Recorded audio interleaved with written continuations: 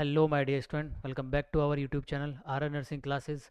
मैं रोनित राज आप सभी प्यारे बच्चों का तहे दिल से स्वागत करता हूं अपने यूट्यूब चैनल पे और साथ ही साथ आज की इस शानदार क्लास में।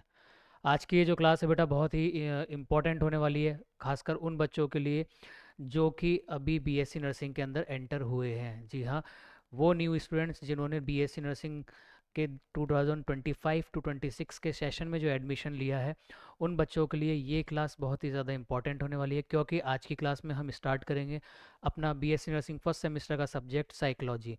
ठीक है, साइकोलॉजी क्लास तो स्टार्ट कर ही रहे हैं और साथ ही साथ आगे जो भी अदर सब्जेक्ट्स हैं अपने, जैसे कि एनाटॉमी फिजियोलॉजी हो गया, फाउंडेशन ऑफ नर्सिंग हो गया, सोशलॉजी सब्जेक्ट हो गया, इंग्लिश सब्जेक्ट हो गया, इन सब्जेक्ट से रिलेटेड जो क्लासेस हैं वो भी आपको रेगुलर अपने यूट्यूब चैनल पे देखने को मिलेगी। तो मेक श्योर जो भी नए स्टूडेंट्स पहली बार इस वीडियो के माध्यम से, इस क्लास के माध्यम से हमसे कनेक्ट हो रहे हैं, वो एक बार चैनल को सब्सक्राइब कर लें और ज़्यादा से ज़्यादा चैनल के लिंक को अपने दोस्तों के साथ शेयर करें।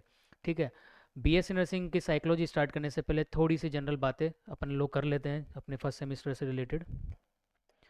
देखो, आप लोगों के बीएससी नर्सिंग फर्स्ट सेमेस्टर के अंदर जो सब्जेक्ट्स रहने वाले हैं, वैसे तो अभी जस्ट मैंने आप लोगों को बताया, लेकिन फिर भी एक बार के लिए पहला सब्जेक्ट जो आपको एक देखने को मिलेगा, एनाटॉमी एंड फिजियोलॉजी। ठीक है, सेकंड जो सब्जेक्ट आपको देखने को मिलेगा, psychology and sociology. Third subject जो आपको देखने को मिलेगा आपके फर्स्ट सेमेस्टर के अंदर, जो कि कुछ इस तरीके से है अपना, है नर्सिंग फाउंडेशन पार्ट वन। कौन सा? Part one. जी हाँ, पार्ट वन आपको फर्स्ट सेमेस्टर में स्टडी करना है और नर्सिंग फाउंडेशन का जो पार्ट टू रहेगा वो आप लोगों को सेकंड सेमेस्टर के अंदर देखने को मिलेगा। साथ ही साथ एक जो फोर्थ सब्जेक्ट है आप लोगों के, जो कि है कम्युनिकेटिव इंग्लिश। तो ये चार सब्जेक्ट अपन लोगों को जो है अपने फर्स्ट सेमेस्टर के अंदर स्टडी करने हैं, जिसमें से फर्स्ट सेमेस्टर में आपका जो एग्ज़ाम लगेगा वो एग्ज़ाम आप लोगों के लगेगा, एनाटॉमी फिजियोलॉजी सब्जेक्ट का एग्ज़ाम लगेगा number one. Number two, psychology and sociology subject का एग्ज़ाम लगेगा। And number three, communicative English का एग्ज़ाम लगेगा। तो नर्सिंग फाउंडेशन का क्यों नहीं लगेगा? वो इसलिए क्योंकि नर्सिंग फाउंडेशन का पार्ट वन अपन फर्स्ट सेमेस्टर में डील कर रहे हैं एंड पार्ट टू अपन लोग जो है सेकंड सेमेस्टर के अंदर पढ़ेंगे। तो इसलिए पार्ट वन और पार्ट टू का जो एग्ज़ाम होगा, फाइनल जो एंड एग्ज़ाम होगा, वो आप लोगों के सेकंड सेमेस्टर के जो एंड होगा बिल्कुल उस दौरान आपका जो है नर्सिंग फाउंडेशन का एक एग्ज़ाम लगेगा। और ये एग्ज़ाम जो है लगभग, जैसे कि ये 75 मार्क्स का आपका एग्ज़ाम होगा, ये भी 75 का होगा, और at the end of second semester ये सब्जेक्ट भी आपका 75 नंबर्स का जो है देखने को आप लोगों को मिलेगा। अपने यूट्यूब चैनल पे भी जो भी क्लासेस रहेंगी, जितनी भी क्लासेस रहेंगी, वो सिर्फ यूट्यूब पे ही रहेंगी। अभी किसी प्रकार का कोई भी एप्लीकेशन नहीं है, ना ही अपना कोई कोर्स सेलिंग है। अभी जो भी और जितना भी कंटेंट है आपको पूरा का पूरा यूट्यूब चैनल पे देखने को मिलेगा। इसलिए मैंने कहा कि चैनल को सब्सक्राइब ज़रूर कर लें, जिससे कि आगे की जो भी रेगुलर क्लासेस रहेंगी वो आप लोगों को देखने को मिलेंगी। और उन रेगुलर क्लासेस से होगा ये कि आप लोगों का जो फाउंडेशन है, जो बेस है, जो कोर है नर्सिंग का, वो एकदम शानदार हो जाएगा, ज़बरदस्त हो जाएगा। और इसी के साथ साथ आप लोग जब आगे सेकंड सेमेस्टर में जाएंगे तो आप लोगों को ज़्यादा प्रॉब्लम नहीं होगी। ठीक है, तो एना फिजियो एक सब्जेक्ट हो गया, साइको सोशियो। अब इन सब्जेक्ट्स में से ये जो सब्जेक्ट है साइकोलॉजी एंड सोशलॉजी, ये सब्जेक्ट की जो रेगुलर क्लासेस है वो मैं अपने यूट्यूब चैनल पे आपको रेगुलर लो है जो है लिया करूँगा। और साथ ही साथ एनाटॉमी फिजियोलॉजी के लिए अदर अपने टीम के जो टीचर्स हैं वो आपके रेगुलर क्लासेस लिया करेंगे। और नर्सिंग फाउंडेशन के लिए भी जो है, यानी कि ऑल ओवर द बात, कि आप लोगों को सभी सब्जेक्ट की time to time regular basis पे जो क्लासेस हैं वो देखने को मिलेगी। ठीक है, ज़्यादा समय ना लेते हुए आगे बढ़ते हैं। वैसे तो बातें बहुत सारी हैं, क्योंकि नए बच्चे जो पहली बार इस वीडियो को देख रहे हैं, पहली बार अपने यूट्यूब चैनल से कनेक्ट हो रहे हैं, उनको और भी काफ़ी सारी बातें बतानी है, कि जैसे कि एनाटॉमी में का पेपर किस तरीके का होता है, ये 75 नंबर में से एनाटॉमी कितने का है, फिजियोलॉजी कितने का है, इधर 75 में से साइकोलॉजी कितने नंबर का वेटेज रखता है, सोशलॉजी सब्जेक्ट कितने नंबर का वेटेज रखता है। इस पे अपन एक सेपरेट क्लास बनाएंगे, जिसमें हम पूरे अपने एग्ज़ाम पैटर्न को समझेंगे, एग्ज़ाम पॉइंट ऑफ व्यू को समझेंगे, किस तरीके से एग्ज़ाम में क्वेश्चंस पूछे जाते हैं और किस तरीके के क्वेश्चन फॉर्मेट होता है, कितने एमसीक्यूज़ हैं, कितने लॉन्ग क्वेश्चंस हैं, कितने शॉर्ट क्वेश्चंस हैं। एवरीथिंग, सब कुछ हम लोग वन बाय वन उस वीडियो के अंदर एक क्लास में आप लोगों के लिए अलग से अरेंज कर लेंगे, जिसमें कि आप लोगों को इसके बारे में डिस्कस कर दिया जाएगा। ठीक है स्टूडेंट्स, नेक्स्ट अगर अपन लोग देखें तो अपन स्टार्ट करते हैं अपना सब्जेक्ट जो कि है साइकोलॉजी।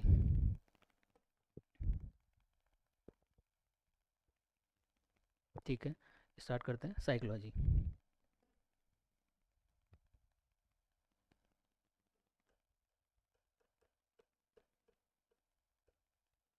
और साइकोलॉजी में जो सबसे पहले हम लोग डील करेंगे जो कि है unit number 1, introduction of psychology unit.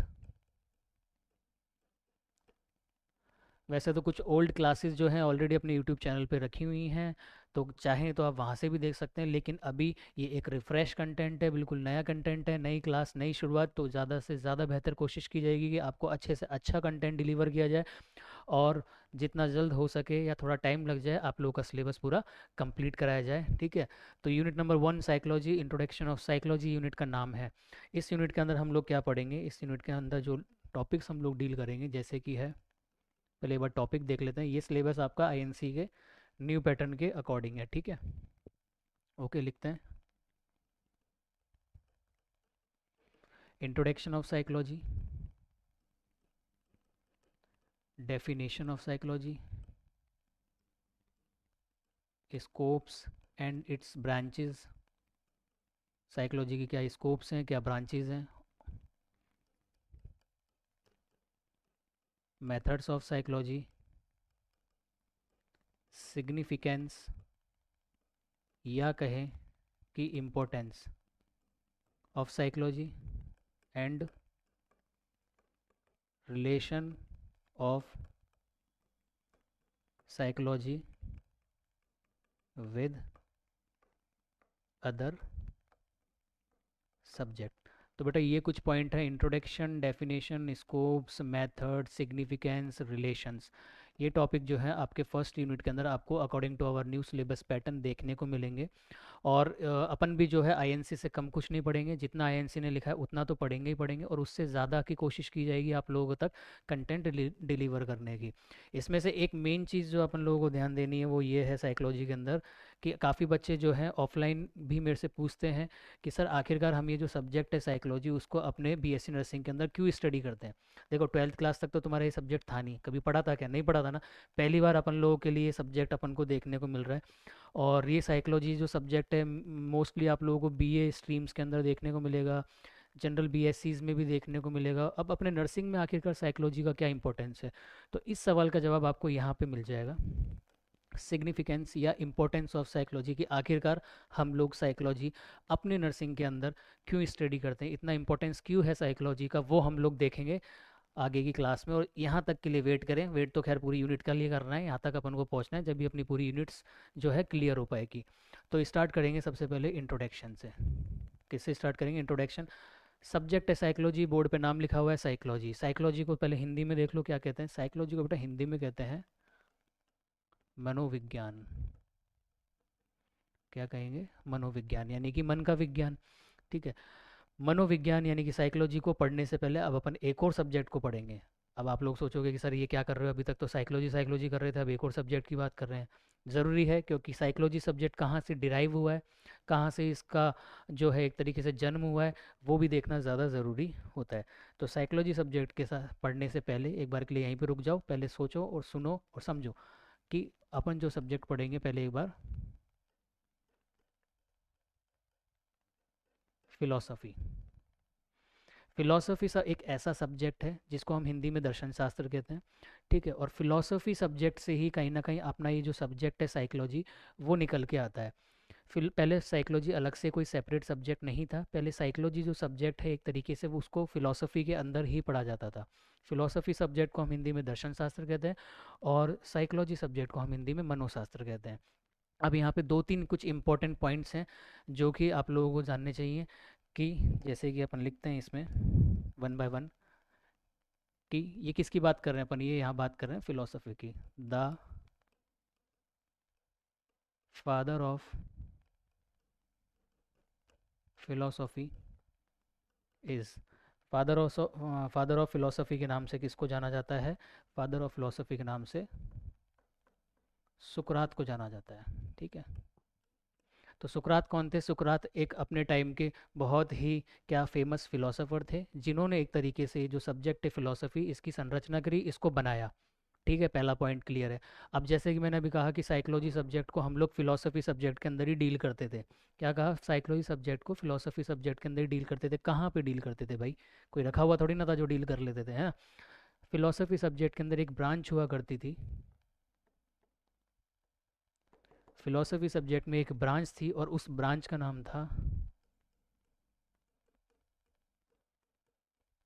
Philosophy of mind. Philosophy subject के अंदर एक ब्रांच थी, ध्यान से सुनना, उस ब्रांच का नाम था फिलोसफी ऑफ माइंड। और इस ब्रांच के अंदर ही हम लोग पहले क्या करा करते थे? साइकोलॉजी को पूरा स्टडी किया करते थे। साइकोलॉजी की जो है, जो भी प्रिंसिपल्स हैं, थ्योरीज हैं, मेथड्स हैं, वो सब कुछ हम लोग इसके अंदर ही पढ़ते थे, फिलोसफी ऑफ माइंड के अंदर। ये ब्रांच थी एक, है ना, अपने टाइम पे। ठीक है, यहाँ तक आई होप क्लियर होगा। अब ऐसे तो जाना चाहें तो अपन और गहराई में जा सकते हैं कि फ़िलॉसफ़ी की क्या डेफिनेशन है, फ़िलॉसफ़ी का मतलब क्या है। लेकिन अपने नर्सिंग के अंदर जो शुरुआत हुई है वो बेसिकली साइकोलॉजी से ही हुई है, तो अपना ज़्यादा फोकस जो है साइकोलॉजी के ऊपर ही रहेगा कि एग्जैक्टली साइकोलॉजी जो टर्म है वो कहाँ से डिराइव हुआ। तो ये दो बातें आप लोगों को फ़िलॉसफ़ी के बारे में जान लेनी है।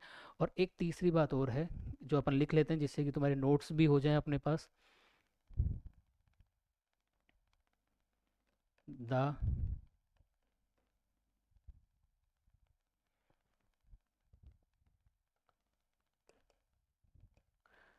The philosophy is also known as, किसके नाम से जाना जाता है? Mother of psychology. हिंदी में बात करें तो जो फिलॉसफी जो सब्जेक्ट है उसको साइकोलॉजी की मम्मी जी के नाम से भी जाना जाता है। किसके नाम से? मदर के नाम से। क्या लिखा मैंने? The philosophy is also known as mother of psychology. यानी कि साइकोलॉजी सब्जेक्ट का मदर कौन हो गई एक तरीके से, कौन उसकी जननी हो गई, कहाँ से वो उत्पन्न हुआ, कहाँ से हुआ? फिलॉसफी सब्जेक्ट से हुआ। तो बेटा इस फिलॉसफी सब्जेक्ट के बारे में ये 3 पॉइंट्स बहुत ही इंपॉर्टेंट है। आप लोग से जब भी एग्जाम में पूछा जाए कि भैया क्या साइकोलॉजी की हिस्ट्री के बारे में, तो एक बार के लिए आप लोग क्या करें, ये 3 पॉइंट लिख के आएँ कि फ़िलॉसफ़ी के फादर कौन है, father of philosophy Sukrat. Branch किस में पढ़ा जाता था? फ़िलॉसफ़ी ऑफ माइंड के अंदर। और साथ ही साथ फ़िलॉसफ़ी को मदर ऑफ साइकोलॉजी के नाम से भी हम लोग जानते हैं। ठीक है, आई होप यहाँ तक सब क्लियर होगा। नेक्स्ट अपन आगे बढ़ते हैं और आगे अब अपन आएंगे साइकोलॉजी के ऊपर। ठीक है, अभी इतनी देर से साइकोलॉजी साइकोलॉजी सुन रहे हो, अब फाइनली हम लोग साइकोलॉजी के ऊपर आ जाएंगे। ठीक है,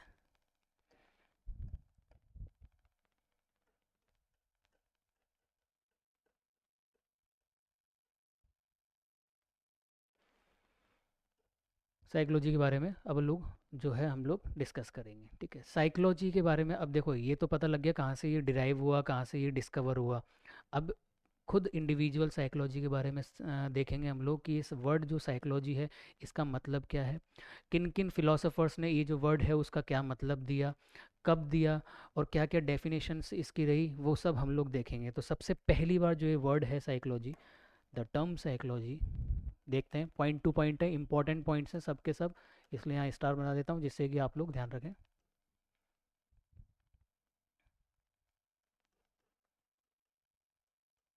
द वर्ड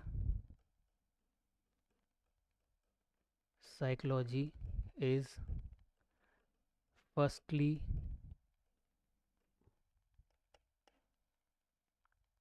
फर्स्टली डिस्कवर्ड या कॉइंड बाय, यानी कि ये जो टर्म है साइकोलॉजी सबसे पहले डिस्कवर किया गया था या बनाया गया था किसके द्वारा? By Rudolf Gokal.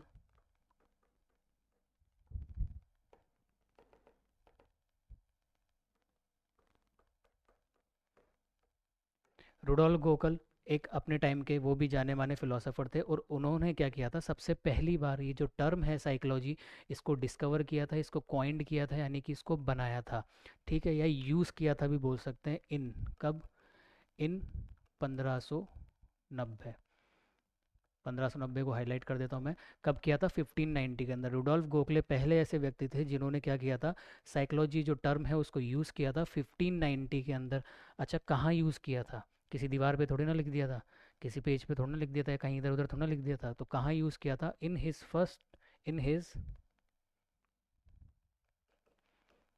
His book. क्या बुक थी? साइकोलॉजिया। आसान होगा याद करना, साइकोलॉजी से साइकोलॉजिया एक तरीके से याद हो जाएगा तुम लोगों को, ठीक है। तो रुडोल्फ गोखले ने सबसे पहली बार 1590 1590s के अंदर अपना ये जो टर्म है साइकोलॉजी, ये कॉइंड किया था, डिस्कवर किया था, यूज़ किया था। कहाँ यूज़ किया था? साइकोलॉजी की अपनी लिखी हुई बुक साइकोलॉजिया के अंदर। साइकोलॉजिया नाम से एक बुक थी उनकी, जिसके अंदर उन्होंने क्या किया था, इस टर्म को बेसिकली यूज़ किया था। तो पहला पॉइंट आप लोगों का जो है यहाँ पे क्लियर है। अब जैसे अभी अपन ने फिलोसफी में देखा ना, जस्ट यहाँ पे अभी अपन ने फिलोसफी में देखा था कि भैया फादर ऑफ फिलोसफी सुकरात। अब फिलोसफी सब्जेक्ट के कोई फाउंडर हैं, कोई फादर हैं, तो उसी तरीके से कहीं ना कहीं आप लोगों को यहाँ पे साइकोलॉजी जो शब्द है, जो उसके फादर भी देखने को मिलेंगे कि फादर ऑफ साइकोलॉजी कौन थे, और किस व्यक्ति को फादर ऑफ साइकोलॉजी का जो है टैग दिया गया था, नाम दिया गया था, और क्यों दिया गया था, वो भी हम लोग यहाँ पे जानेंगे।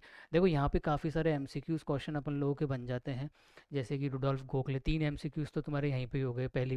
जो रुडोल्फ गोखले ने कब यूज़ किया था? 1590 के अंदर यूज़ किया था। किसका अंदर, कहाँ यूज़ किया था? साइकोलॉजिया नाम की एक बुक थी उनकी, उसके अंदर उन्होंने जो है उसको यूज़ किया था, ठीक है। इस तरीके से काफ़ी सारे एमसीक्यू क्वेश्चन जो हैं आप लोगों को यहाँ पे देखने को मिलेंगे, ठीक है। नेक्स्ट अपन देखेंगे the father of modern the father of modern psychology. Father of psychology के नाम से किसको जाना जाता है? The father of modern psychology is, कौन थे? जो कि है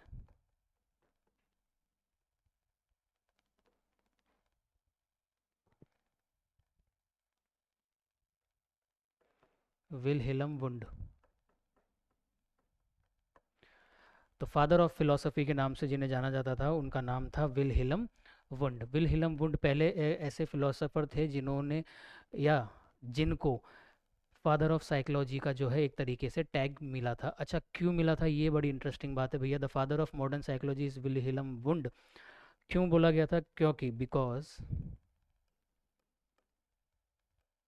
because he establish he established the first laboratory of the psychology। क्योंकि इन्होंने साथ ही साथ साइकोलॉजी की सबसे प्रथम प्रयोगशाला का भी जो है क्या करा था, इस्टेब्लिश किया था। हाईलाइट कर देता हूँ मैं इसको, बिकॉज इन्होंने पहली लेबोरेटरी इस्टेब्लिश की थी, किसकी? साइकोलॉजी की, ठीक है। पहली लेबोरेटरी इस्टेब्लिश करी थी इन्होंने साइकोलॉजी की, इसलिए इनको भी फादर ऑफ साइकोलॉजी के नाम से जाना गया है। और कब इस्टेब्लिश की थी? इन 1879। कब किया था? 1879 के अंदर। अब यहाँ पे भी 2-3 एमसीक्यू बन गए। फादर ऑफ मॉडर्न साइकोलॉजी के नाम से किसको जाना जाता है भैया? विल्हेल्म वुंड को जाना जाता है। क्यों जाना जाता है? क्योंकि इन्होंने इस्टेब्लिश करी थी फर्स्ट लाइब्रेटरी ऑफ साइकोलॉजी। कब इस्टेब्लिश करी थी? 1879 के अंदर। अब यहाँ तक तो समझ में आ गया होगा। अब कब करी थी ये तो समझ में आ गया, लेकिन कहाँ करी थी? जगह भी तो होगी ना कोई जहाँ पे इन्होंने ये जो फर्स्ट लेबोरेटरी है साइकोलॉजी की वो इस्टेब्लिश करी होगी। तो वो जो जगह थी, क्या थी और कहाँ थी?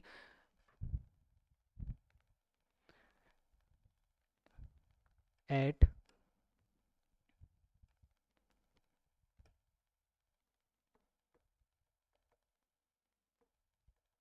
लिप्जिंग सिटी ऑफ जर्मनी। एक और पॉइंट आ गया आपका। कहाँ की थी? जर्मनी के अंदर जो लिप्जिंग शहर करके नाम से एक शहर था, सिटी थी, वहाँ पे इन्होंने साइकोलॉजी की सबसे पहली और प्रथम जो है प्रयोगशाला यानी कि लेबोरेटरी इस्टेब्लिश की थी। ठीक है, यहाँ तक क्लियर है। काफ़ी सारे एमसीक्यूज हो गए, और जो इम्पोर्टेंट पॉइंट्स हैं जिनके बन के एमसीक्यू बन के आने के चांसेस बहुत ज़्यादा हैं। थोड़ा सा आई थिंक ब्लर्ड हो गया है ना? Okay, wait a second. तो यही मैं कह रहा था कि जैसे कि क्या क्या था कि ये कुछ ऐसे इंपॉर्टेंट टॉपिक्स हैं जिनको कि मैंने हाईलाइट कर दिया है, जिनके एमसीक्यू बन के आने के चांसेस बहुत ही हाईली हैं, बहुत ही ज़्यादा हैं। सो इसलिए इन पॉइंट्स को जो है बहुत अच्छे तरीके से समझ लेना है। नेक्स्ट अब अपन देखेंगे, इंपॉर्टेंट पॉइंट्स हैं तीनों चारों, और ये नाम जो है आपको आगे भी देखने को मिलेंगे। विल वुंड नाम जो है आपको आगे भी देखने को मिलेगा कि इनका और क्या योगदान रहा इस पूरी जर्नी के अंदर। नेक्स्ट अगर अपन देखें, ठीक है, the first book of psychology, psychology की सबसे पहली और प्रथम बुक कौन सी थी? The first book of psychology is written,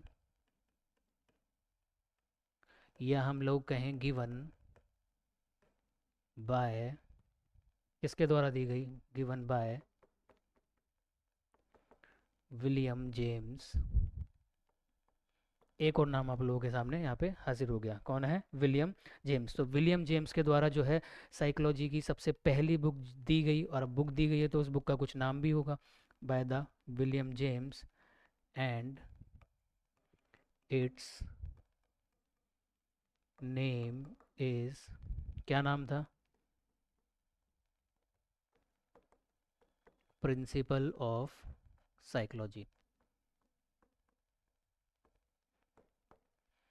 तो बेटा, अब ये जो टर्म है साइकोलॉजी, इससे रिलेटेड काफ़ी सारे ये पॉइंट्स आप लोगों को सामने स्क्रीन पे देखने को मिल रहे होंगे। इनको अच्छे तरीके से सुन लिया, समझ लो और याद कर लो, जिससे कि आगे एग्ज़ाम में कहीं पे भी कोई प्रॉब्लम ना आए।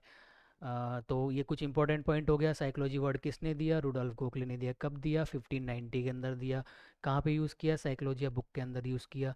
The father of modern psychology के नाम से किसको जाना जाता है? विल्हेल्म वुंड को जाना जाता है, क्योंकि उन्होंने इस्टेब्लिश की थी साइकोलॉजी की सबसे पहली प्रयोगशाला, लेबोरेटरी 1879 के अंदर। कहाँ पे? लिप्जिग सिटी के अंदर। कहाँ पे? जर्मनी के अंदर। और the first book of psychology is written या given by William James, and its name is principle of psychology. तो प्रथम बुक का नाम क्या हो गया? Principles of psychology. अच्छा, ये बुक लिखी है तो कभी तो किसी ईयर में तो लिखी होगी ना, यानी किसी न किसी सन में तो लिखी होगी। ठीक है, कब लिखी थी? इन 1890, 1890 के अंदर इन्होंने जो है ये बुक आप लोगों के लिए लिख दी थी। अब हम लोग आगे बढ़ेंगे। अच्छा, यहाँ पे दो बातें और जानने वाली है कि जो ये अपन ने बात करी थी, the word psychology is discover या कॉइन बाय रुडोल्फ गोखले, ये जो वर्ड है ये उस वक्त ही दे दिया गया था या बना दिया गया था जब साइकोलॉजी जो है फिलॉसफी का पार्ट था, लगभग, है ना? ठीक है, समझ रहे हो? तो जब साइकोलॉजी खुद फिलॉसफी का पार्ट था, उसी दौरान रुडोल्फ गोखले ने क्या किया था, ये टर्म सबसे पहली बार यूज़ की थी। साइकोलॉजी कहाँ? साइकोलॉजी बुक के अंदर।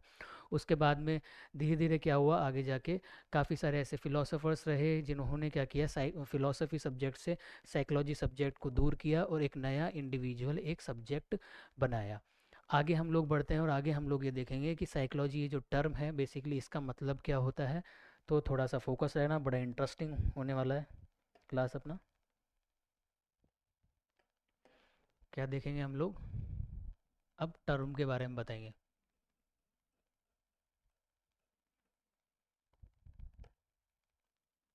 लो, अब सीधी लाइन है ना? ठीक है, अब सुंदर लग रही है। तो the term psychology is derived from Greek language. जो ये जो टर्म है साइकोलॉजी, एक ग्रीक भाषा के दो शब्दों से मिलके बना हुआ है। एक चार्ट बनवा रहा हूँ, चार्ट मतलब खाने वाली चार्ट नहीं, चार्ट यानी कि एक तरीके का डायग्राम। ध्यान से सुनना और समझना। The word psychology is derived from two Greek word. कौन कौन से ग्रीक वर्ड थे भैया? Psyche plus logos. ठीक है, तो ये दो वर्ड है साइकोलॉजी, ग्रीक भाषा के दो शब्दों से मिलकर बना हुआ है, साइकी प्लस लोगस। Psyche plus लोगस। अब यहाँ तक समझ में आ गया, लेकिन अब देखने की बात ये है कि आखिरकार इस शब्द का मतलब किस किस फिलोसोफर ने क्या क्या दिया। काफ़ी सारे ऐसे फिलोसोफर्स रहे, काफ़ी सारे ऐसे साइकोलॉजिस्ट रहे, जिन्होंने क्या किया, अपने अकॉर्डिंग अलग अलग डिफरेंट डिफरेंट मीनिंग दिया, डिफरेंट डिफरेंट डेफिनेशन दी, किसकी, इन दो वर्ड्स की या साइकोलॉजी की। तो इस दौड़ में, इस कहानी में सबसे पहले जो दौड़े, सबसे पहले जो आए थे वो की थे अपने एरिस्टोटल। कौन थे? एरिस्टोटल। बोर्ड पे ध्यान रखेंगे तो सब कुछ समझ में आ जाएगा। तो पहले जो पर्सन थे जिन्होंने ये कहा कि भैया ये जो वर्ड है साइकी, इसका मतलब होता है सोल, और लोगस ये जो वर्ड है इसका मतलब होता है स्टडी। देखो, स्टडी भी कह सकते हैं, नॉलेज भी कह सकते हैं, या हम लोग चाहें तो साइंस भी कह सकते हैं, ठीक है। तो अब यहाँ पे क्या डेफिनेशन बन गई एक तरीके से, study of soul is called psychology. और ये किसने दिया, समझ रहे हो? ये जो साइकी का मतलब सोल और लोगस का मतलब स्टडी, ये किसने दिया था? ये जिन व्यक्ति ने दिया था, उन व्यक्ति का जो नाम है अपन लोग देखते हैं। ये आप लोगों को दिया था एरिस्टोटल ने, ठीक है। इंग्लिश में एरिस्टोटल बोलते हैं, हिंदी में यदि अगर देखोगे तो अरस्तु बोला जाता है। क्यों बोला जाता है ये मेरे से मत पूछना, बस, ठीक है। हिंदी में बोलते हैं तो अरस्तु बोलते हैं, और इंग्लिश में बोलते हैं तो इनके नाम को जो है प्रोनाउंस करते हैं तो हम लोग एरिस्टोटल बोलते हैं। तो एरिस्टोटल एक जनाब, एक फिलोसोफर थे जो आए और उन्होंने ये कहा कि ये जो टर्म है साइकी और ये जो टर्म है लोगस, ये दो ग्रीक भाषा के वर्ड हैं, जिसमें से साइकी का मतलब होता है सोल और लोगस का मतलब होता है भैया स्टडी। सोल, सोल को हम हिंदी में क्या कहते हैं? ऐसा तो है नहीं, ये शब्द अपन पहली बार सुन रहे हैं, पहले भी काफ़ी बार सुन लिया होगा। ये जो वर्ड है सोल, सोल को हम लोग हिंदी में क्या कहते हैं बेटा? सोल को हम लोग कहते हैं हिंदी में आत्मा। ये सर कैसी बातें करने लगे आप लोग, हैं? भूत प्रेत आत्मा की हैं? आत्मा। और स्टडी को हम लोग क्या कहते हैं हिंदी में? अध्ययन, ठीक है। हिंदी की राइटिंग थोड़ी सी ऐसे ही है, एडजस्ट कर लेना। तो अब हिंदी वाले बच्चे जो जीएनएम से भी हैं उनके लिए भी ये क्लास जो है इंपॉर्टेंट है, और जो बीएससी नर्सिंग के उनके लिए भी इंपॉर्टेंट तो है। तो डेफिनेशन क्या बन के आ गई कि आत्मा का अध्ययन करना ही क्या कहलाता है? मनोविज्ञान कहलाता है। Study of psychology is called, sorry, study of soul is called psychology. तो ये तो कह दिया था हम लोगों को किसने? एरिस्टोटल ने, कि भैया मेरे अकॉर्डिंग तो इस शब्द का ये मतलब होता है। लेकिन जैसा कि हम लोग जानते हैं, एक जना आगे निकल रहा है, दौड़ रहा है, भाग रहा है, तो कोई ना कोई तो होगा जो उसको पीछे से खींचेगा, रोकेगा, उसको आगे बढ़ने से रोकेगा, और कहीं ना कहीं उसके काम में कमी निकालेगा। तो काफ़ी सालों बाद एक नए फिलोसोफर आए, और उन नए फिलोसोफर का नाम था, नाम तो मैं बता दूंगा। उन्होंने क्या किया, उन्होंने इस सोल शब्द को तो करा गलत, कि भैया आप जो बोल रहे हो वो गलत है। साइकी का मतलब सोल नहीं होता, साइकी का मतलब होता है माइंड। क्या होता है? माइंड। और लोगस का मतलब सेम एज इट इज़ क्या होता है? स्टडी। और किसने बोला ये? जैसे यहाँ पे अरस्तु ने बोला था, उसी तरीके से ये जो टर्म दिया, ये आप लोगों को दिया विलियम जेम्स। अब जिन बच्चों ने इससे पहले वाली जो क्लास, मतलब इससे पहले जो मैं स्लाइड में पढ़ा रहा था, अगर वो ध्यान से पढ़ा है, समझा है, तो समझ जाएंगे कि विलियम जेम्स कौन है।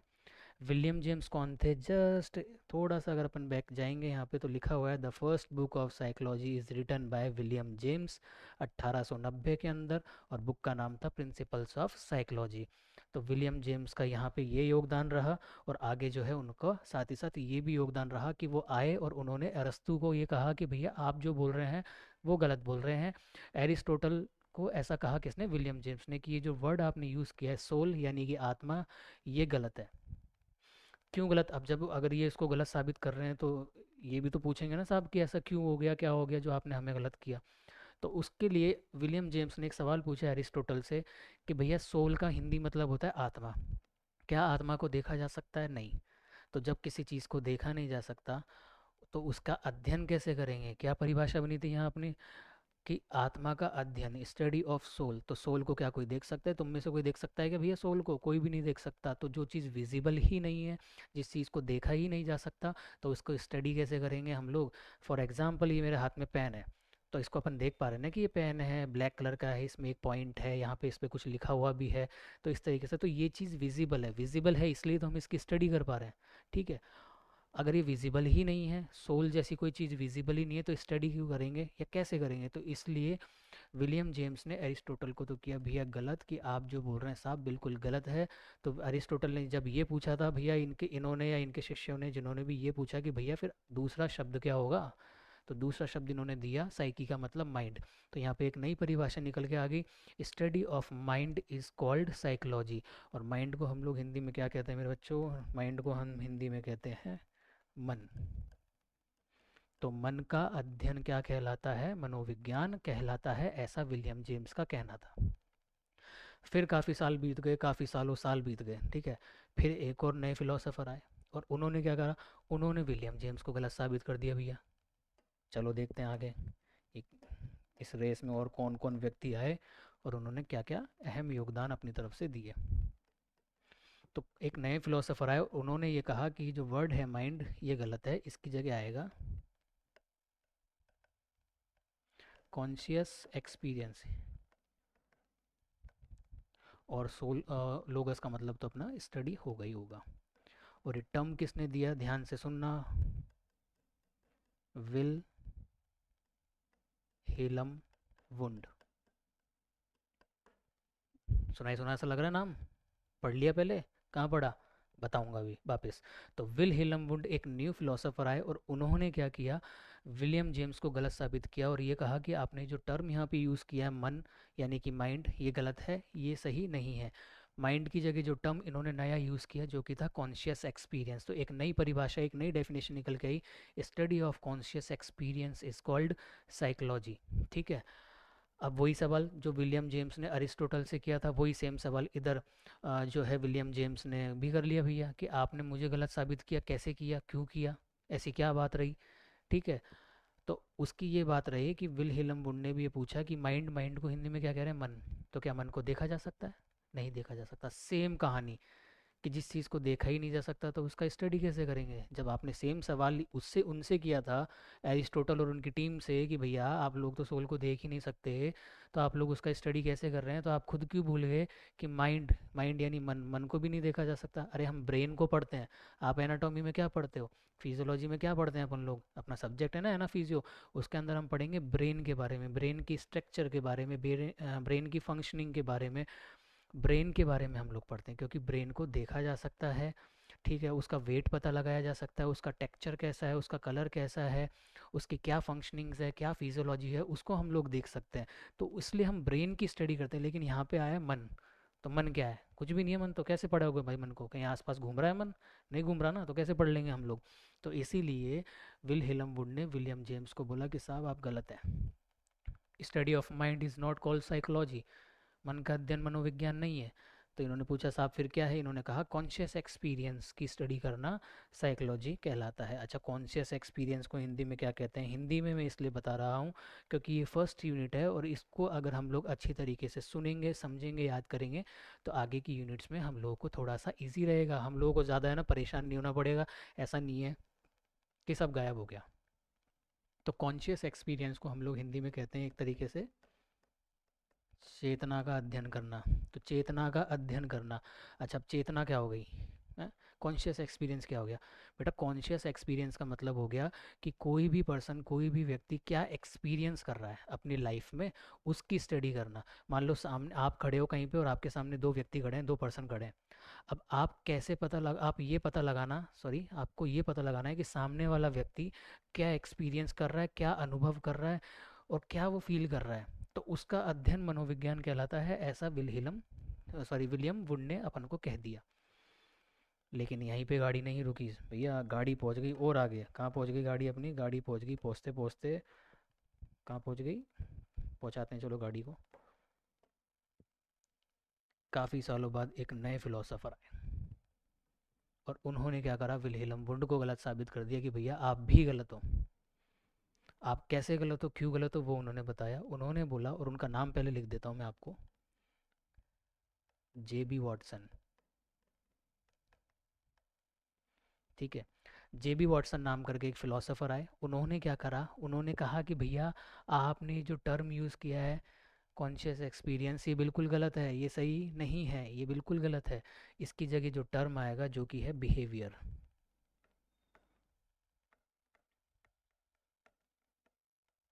और लोगस का मतलब तो अपना स्टडी रहेगा। अच्छा, लोगस का मतलब कहीं नहीं बदला, चारों पांचों पॉइंट्स में देखोगे तो study study study and study. Term का जो मतलब बदलता गया वो अपना यहाँ पे बदलता गया कि साइकी ये जो टर्म है इसका मतलब ना तो सोल है, ना ही इसका मतलब माइंड है, ना ही इसका मतलब कॉन्शियस एक्सपीरियंस है। तो एक नई डेफिनेशन दी जो कि क्या थी, study of behaviour is called psychology. Behaviour को हिंदी में हम लोग कहते हैं व्यवहार, तो व्यवहार का अध्ययन करना ही मनोविज्ञान कहलाता है। ऐसा कहा हम लोगों को किसने, जेबी वॉटसन साहब ने। अब इन्होंने इनको गलत साबित किया था तो कुछ तो गलती होगी ना। जैसे कि मैंने अभी एग्जांपल दिया कि आप कहीं खड़े हो और आपके सामने दो व्यक्ति है और वो क्या एक्सपीरियंस कर रहे हैं, क्या वो फील कर रहे हैं, उसका अध्ययन करना। अरे आपको कैसे पता लगेगा कि भैया वो क्या फील कर रहे हैं, क्या एक्सपीरियंस कर रहे हैं, नहीं पता लगेगा ना। मान लो सपोज आप तीनों लोग मूवी देख के आए हो कहीं बाहर, थिएटर से बाहर खड़े हुए हो।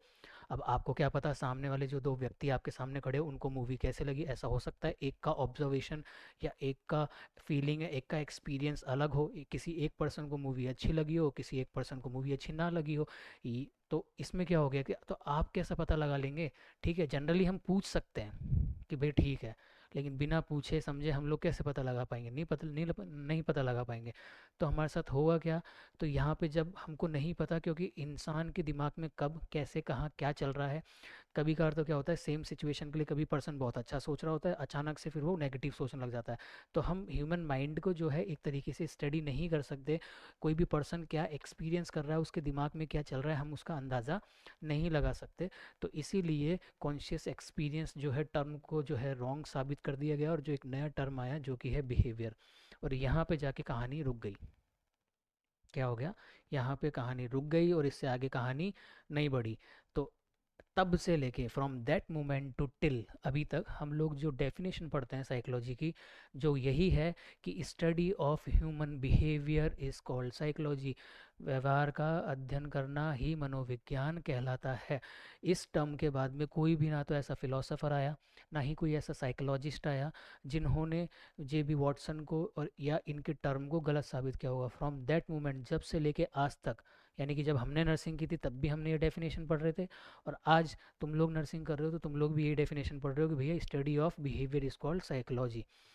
तो यहाँ पे जाके आपकी एक डेफिनेशन बन के आती है, और बिहेवियर को हम लोग हिंदी में व्यवहार कहते हैं कि किसी के भी व्यक्ति के व्यवहार का अध्ययन क्या कहलाएगा, मनोविज्ञान कहलाएगा। यहाँ पे ये डेफिनेशन आपको ध्यान रखने वाली है। अच्छा, काफ़ी जगह बुक्स में आपको जेबी वॉटसन के साथ एक नाम और देखने को मिलेगा, काफ़ी कुछ बुक्स में जेबी वॉटसन और कुछ बुक में जो है आपको बीएफ स्कैनर के का भी जो है नाम देखने को मिलेगा। तो बीएफ स्कैनर जो है एक तरीके से उन्होंने क्या किया था, समर्थन किया था, सपोर्ट किया था किसको, जेबी वॉटसन को, कि साहब हम आपके सहयोग में हैं, आप जो बोल रहे हैं बिल्कुल सही बोल रहे हैं, कोई दो राय वाली बात नहीं है।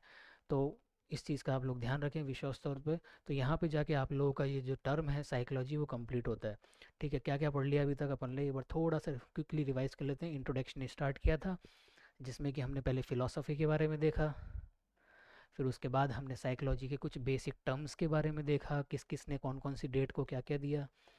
उसके बाद में हम लोगों ने साइकोलॉजी की हिस्ट्री जानी कि एग्जैक्टली किस पर्सन ने और क्या बताया। अच्छा, यहाँ पे एक चीज़ ये और है जानने वाली कि ये जो बात है ये लगभग 16th सेंचुरी की है,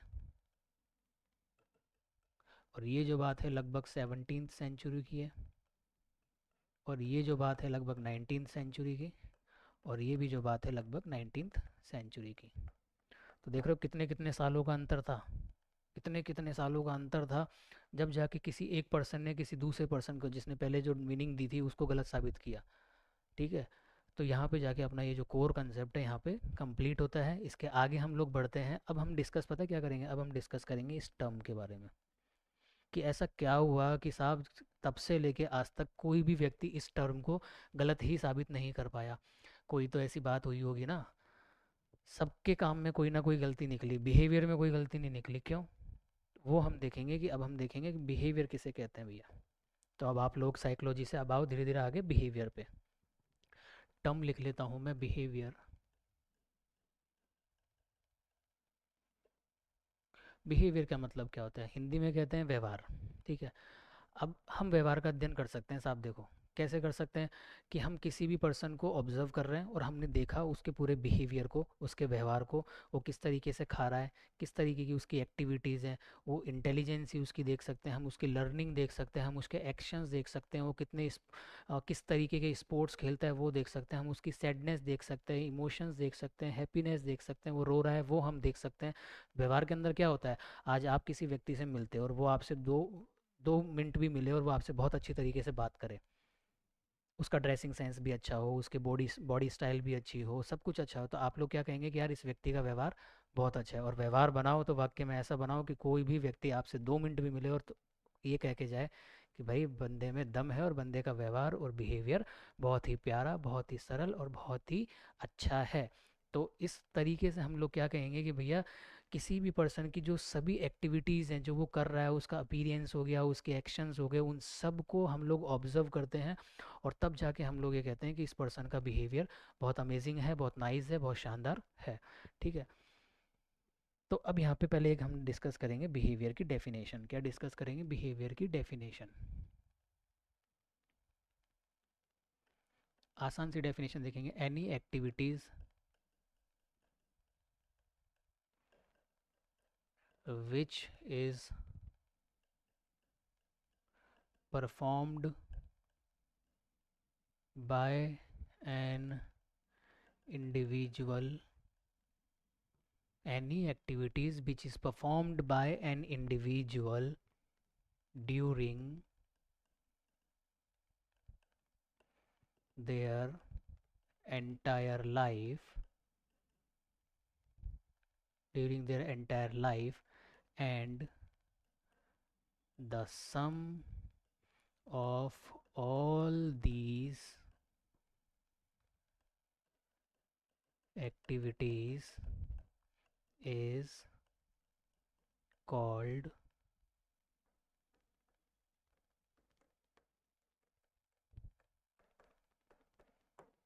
बहुत ही सरल डेफिनेशन। कोई भी पर्सन, कोई भी व्यक्ति अपने जीवन में जो भी, जितनी भी, जैसे भी तरीके की एक्टिविटीज़ परफॉर्म करता है, जिस भी तरीके के एक्शंस उसके रहते हैं, उन सभी एक्टिविटीज़ को, उन सभी एक्शंस को हम लोग जो क्या कहेंगे, उसके कलेक्टिव एक टर्म है, एक सम, या मैंने एक वर्ड यूज़ किया sum, the sum of all activities. जितनी भी एक्टिविटीज़ कोई पर्सन कर रहा है उसके सम को, उसके समूह को हम लोग जो कहते हैं उसे हम बिहेवियर कहते हैं। तो सिर्फ ये नहीं कि कोई व्यक्ति सिर्फ आपसे अच्छे से बात कर गया वही अच्छा है, उसके अलावा भी हमें बहुत कुछ चीज़ें देखनी होती है कि उसकी इंटेलिजेंसी कैसी है, उसकी लर्निंग कैसी है, उसकी मेमोरी कैसी है, वो किस किस तरीके के स्पोर्ट्स में है, उसका एंगर कैसा है, उसका किस तरीके का उसका मूड है। तो उस तरीके के सभी एक्टिविटीज़ को हम लोग ऑब्जर्व करेंगे और ऑब्जर्व करने के बाद में हम लोग कहेंगे कि भैया इस व्यक्ति का व्यवहार बहुत अच्छा है। फॉर एग्जांपल अभी ये क्लास अपन लोगों की चल रही है, ठीक है, चल रही है, लगभग 10 15 20 मिनट की जो भी है ये क्लास हो गई होगी। पहली बार आप लोग मुझसे कनेक्ट हो रहे हो, पहली बार आप लोग मेरी क्लास देख रहे हो, तो कहीं ना कहीं आप लोग कुछ ना कुछ तो माइंडसेट करके बैठे होगे कि हाँ भाई सर की क्लास समझ में आ रही है या सर की क्लास समझ में नहीं आ रही है, सर का पढ़ाया हुआ अच्छा लग रहा है या नहीं लग रहा, कंटेंट अच्छा है या नहीं है, एवरीथिंग।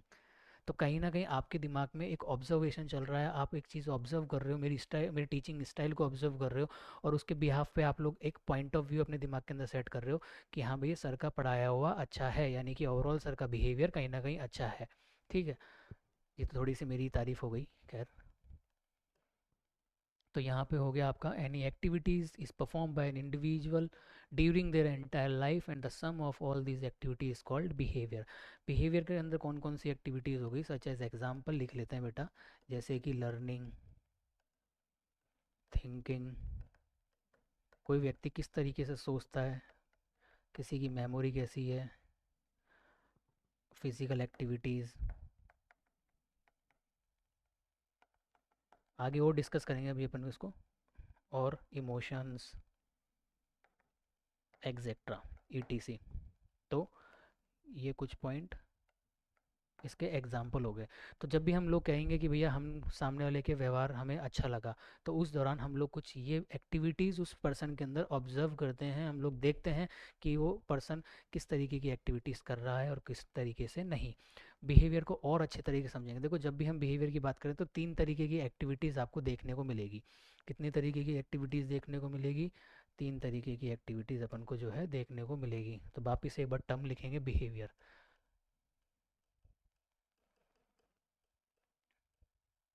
क्या लिखा, बिहेवियर। बिहेवियर के अंदर बेटा अपन लोगों को जो है 3 काइंड ऑफ एक्टिविटीज़ देखने को मिलेगी, पहला, दूसरा एंड देन तीसरा। पहली एक्टिविटी जिसे हम कहते हैं कॉग्निटिव एक्टिविटीज़, दूसरा जिसे हम कहेंगे मोटार या कॉग्निटिव एक्टिविटीज़, और तीसरा जिसे हम कहेंगे अफेक्टिव एक्टिविटीज़।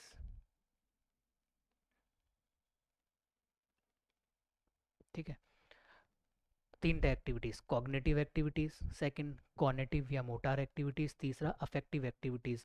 जब भी हम किसी भी बात करते हैं कि भैया, मैं पता ही क्या समझा रहा हूँ, मैं तुम्हें ये समझा रहा हूँ कि जेबी वॉटसन के बाद में कोई भी ऐसा पर्सन क्यों नहीं आया जिसने कि अभी तक इस टर्म को जो है गलत साबित किया हो। वहाँ पे सोल को गलत साबित किया गया, माइंड को गलत साबित किया गया, कॉन्शियस एक्सपीरियंस को गलत साबित किया गया, लेकिन बिहेवियर को साबित क्यों नहीं किया गया? क्योंकि एग्जैक्टली बिहेवियर के अंदर कुछ ऐसी एक्टिविटीज़ दी गई हैं जिनको हम स्टडी कर सकते हैं।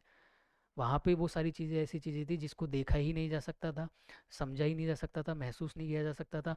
तो भैया उसको हम लोग स्टडी कैसे करेंगे? तो लेकिन बिहेवियर को हम लोग अपने आँखों से देख सकते हैं, ऑब्जर्व कर सकते हैं। इसीलिए ही आज तक कोई भी ऐसा व्यक्ति नहीं आया जिन्होंने उस टर्म को गलत साबित किया हो, क्योंकि बिहेवियर ऑब्जर्व्ड है, हम सामने वाले व्यक्ति के बिहेवियर को ऑब्जर्व कर सकते हैं।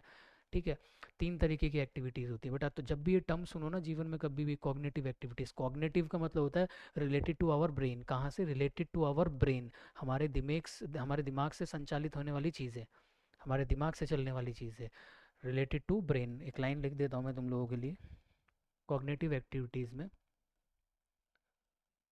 Related to brain functioning. ठीक है, और जब भी मोटार एक्टिविटीज़ सुनो, तो मोटार यानी कि फिजिकल एक्टिविटीज़, ऐसी एक्टिविटीज़ जिसमें हमारी बॉडी फिजिकली इन्वॉल्व्ड है। तो इसमें आपका पहला पॉइंट आपका आ जाएगा। ठीक है, ध्यान से लिखना नोट्स को, रिलेटेड टू फिजिकल फंक्शनिंग। ठीक है, और अफेक्टिव एक्टिविटीज़, अफेक्ट यानी क्या? किसी चीज़ से अफेक्ट होना, प्रभावित होना, यानी कि इमोशंस यानी कि फीलिंग्स। तो यहाँ पे हो जाएगा बेटा रिलेटेड टू। मैं ये बता रहा हूँ कि ये एक्टिविटीज़ कैसी एक्टिविटीज़ होती हैं जो कि रिलेटेड होती हैं, रिलेटेड टू द फीलिंग्स। तो ये इनका छोटा छोटा सा इंट्रोडक्शन हो गया। Cognitive activities are the activities which is related to the brain. Cognitive या motor activities related to the physical functioning. ठीक है, and affective activities related to the feelings. जैसे कि क्या? अब हम लोग जब भी बात करते हैं कॉग्निटिव की, तो कॉग्निटिव के एग्जाम्पल्स हो गए, लाइक एग्जाम्पल्स की बात करेंगे बेटा हम लोग। अब यहाँ पे कलर चेंज कर लेते हैं, तुम लोगों का थोड़ा सा इंटरेस्ट बना रहेगा। Attention, second learning, third perception, fourth क्या हो गया? Attention, learning, perception,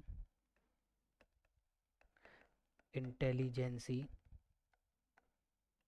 fifth memory, sixth forgetting. तो ये ऐसी एक्टिविटी है, जब भी हम लोग बोलते हैं ध्यान दो, तो ध्यान कहाँ से देते हैं? हाथों से ध्यान देते हैं, पैरों से ध्यान देते हैं? नहीं ना, दिमाग से ध्यान देते हैं भैया। तभी तो लिखा है यहाँ पे रिलेटेड टू ब्रेन फंक्शनिंग। तो अटेंशन दिमाग से संचालित है, दिमाग उसके लिए अटेंटिव रहता है। ठीक है, लर्निंग कोई भी चीज़ हम सीखते हैं, अभी जैसे तुम क्लास ले रहे हो तो ये चीज़ सीख रहे हो ना, फर्स्ट यूनिट के बारे में सीख रहे हो ना, तो वो क्या हो गया? लर्निंग। परसेप्शन किसी भी चीज़ के प्रति हमारा नज़रिया, नज़रिया, हमने किसी चीज़ को देखा और हमें वो किस तरीके से नज़र आ रही है, क्या हमें समझ में आ रहा है, वो हमें अच्छी लग रही है या बुरी लग रही है, वो हो गया आपका परसेप्शन। इंटेलिजेंसी, आपकी इंटेलिजेंसी, कितनी इंटेलिजेंसी आपके अंदर है, इंटेलिजेंसी। उसके बाद मेमोरी, कोई भी सवाल हम लोगों ने आपसे पूछा, आप लोगों ने फट देने से जवाब दे दिया उसका, तो हो गया मेमोरी। फॉरगेटिंग, आप लोगों ने बोला अरे सर हम तो भूल गए, तो वो हो गया आप लोगों के फॉरगेटिंग। तो ये जो कुछ एग्जाम्पल हो गए कॉग्निटिव एक्टिविटीज़ के जो कि रिलेटेड हैं अपने ब्रेन से। और क्या हम इन चीज़ को ऑब्जर्व कर सकते हैं? बिल्कुल कर सकते हैं। जैसे कि आप लोग कभी क्लास में बैठे होते हो कॉलेज के अंदर, इधर उधर बातें कर रहे हो, मोबाइल चला रहे हो, एकदम से आपका टीचर बोले कि ध्यान दो, अटेंशन, कीप अटेंशन, एकदम से आप लोग ध्यान देने लग जाते हो। सारे लोग सारा काम छोड़ के टीचर के ऊपर फोकस करने लग जाते हो। तो ये चीज़ ऑब्जर्व की जा सकती है ना, देखी जा सकती है।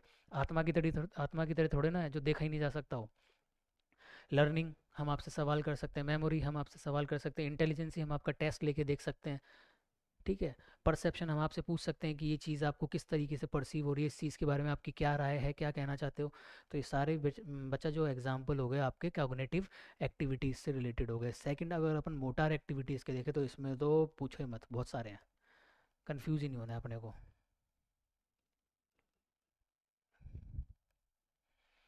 तो एग्जाम्पल्स अगर अपन इसके देखेंगे तो बेटा एग्जाम्पल्स में आएंगे जैसे कि running, physical activities related to physical activities, ऐसी एक्टिविटीज़ जिसमें व्यक्ति का शरीर, बॉडी फिजिकली वो एक्टिव है, फिजिकली फंक्शनिंग कर रहा है, like running, swimming, dancing, walking,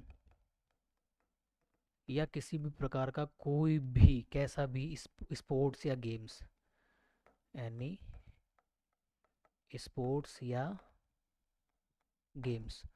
ये सभी एक्टिविटीज़ ऐसी एक्टिविटीज़ है ना जिसमें बॉडी फिजिकली एक्टिव होती है, फंक्शनिंग में होती है। तो इस तरीके की एक्टिविटीज़ को ऑब्जर्व किया जा सकता है। अरे जब मैं तुम्हें बोलूँगा या कोई तुम्हें बोले कि भैया भागो, तो भागोगे ही तो सही, रुक तो ना जाओगे। जब तुम भागोगे तो दिखोगे भी तो सही, भैया भाग रहे हो। स्विमिंग कर रहे हो, स्विमिंग पूल के अंदर बढ़िया तरीके से तैराक हो रहे हो खतरनाक वाले, तो देखा जाएगा ना, देख पा रहे हैं ना सब अब बाकी के लोग कि हाँ भैया इसको तो स्विमिंग भी आती है। डांसिंग करोगे, स्कूल में कॉलेज में प्रोग्राम होते हैं तो वहाँ पे डांस करते हो ना, डांस करते हैं ना हम लोग। मैं तो नहीं करता, खैर तुम लोग करते होंगे कभी किया हो तो, या शादी ब्याह में तो किया ही किया होगा अपन लोगों ने डेफिनेटली। तो वो चीज़ ऑब्जर्व की जा सकती है। वॉकिंग, आप लोग चल रहे हो, वॉक कर रहे हो, देखा जा सकता है। एनी स्पोर्ट्स, कोई भी गेम्स आप लोग खेल रहे हो, देखा जा सकता है।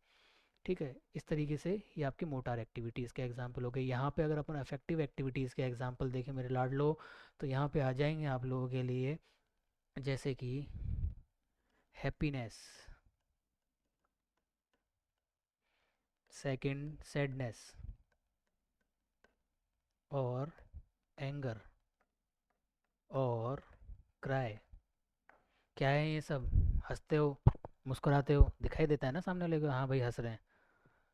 सैडनेस, उदास बैठे हो बिल्कुल मुरझाए फूल की जैसे, तो भी तो दिखाई दे रहा है ना कि भैया जो कि है हम लोग उदास हैं। ठीक है। एंगर, गुस्सा हो गया, आग बबूले हो गए, घर वालों ने डांट दिया, घर वालों ने मोबाइल नहीं दिलाया बढ़िया सा, गुस्सा हो गए। अरे क्या गुस्सा होना, पढ़ाई लिखाई करो।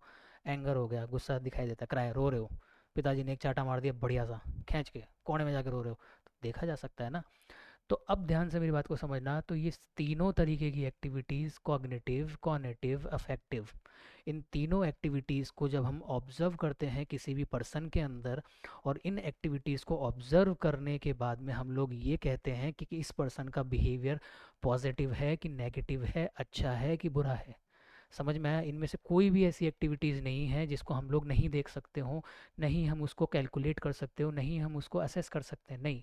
सारी एक्टिविटीज़ को हम असेस कर सकते हैं, कैलकुलेट कर सकते हैं, मीज़र कर सकते हैं, देख सकते हैं। तो इसीलिए कहा गया था भैया कि स्टडी ऑफ बिहेवियर, किसी भी मानव, किसी भी व्यक्ति के व्यवहार को का अध्ययन करना ही क्या कहलाता है? मनोविज्ञान कहलाता है। जब हम इन सभी एक्टिविटीज़ को ऑब्जर्व करेंगे, उसी के बाद हम लोग कह पाएंगे कि इस व्यक्ति का साइकोलॉजिकल स्टेट कैसा है, अच्छा है कि बुरा है। आई होप यहाँ तक सब समझ में आ गया होगा। ठीक है। बिहेवियर हो गया, क्या क्या पढ़ लिया अपन ने एक बार थोड़ा सा देख लेते हैं। यहाँ पे अपन लोगों ने बिहेवियर के बारे में जाना, बिहेवियर की डेफिनेशन के बारे में जाना, नेक्स्टली हम लोगों ने बिहेवियर की सभी एक्टिविटीज़ के बारे में जाना। यहाँ पे जाके जो है यहाँ पे ये टर्म एक तरीके से कंप्लीट होता है। अब आगे हम लोग जो डिस्कस करेंगे जो कि है डेफिनेशन। जैसे कि मैंने फर्स्ट स्लाइड के अंदर आप लोगों को कहा था कि भैया हम लोग वन बाय वन चलेंगे, वन बाय वन में। जैसे कि मैंने कहा था कि भैया अब जाके आपका ये इंट्रोडक्शन कंप्लीट हुआ है, अभी तक की क्लास में सिर्फ इंट्रोडक्शन नहीं हुआ है कंप्लीट। ठीक है। आगे हम लोग देखेंगे अब डेफिनेशन। डेफिनेशन किसकी बच्चा? डेफिनेशन देखेंगे किसकी? साइकोलॉजी की। तो आगे हम लोग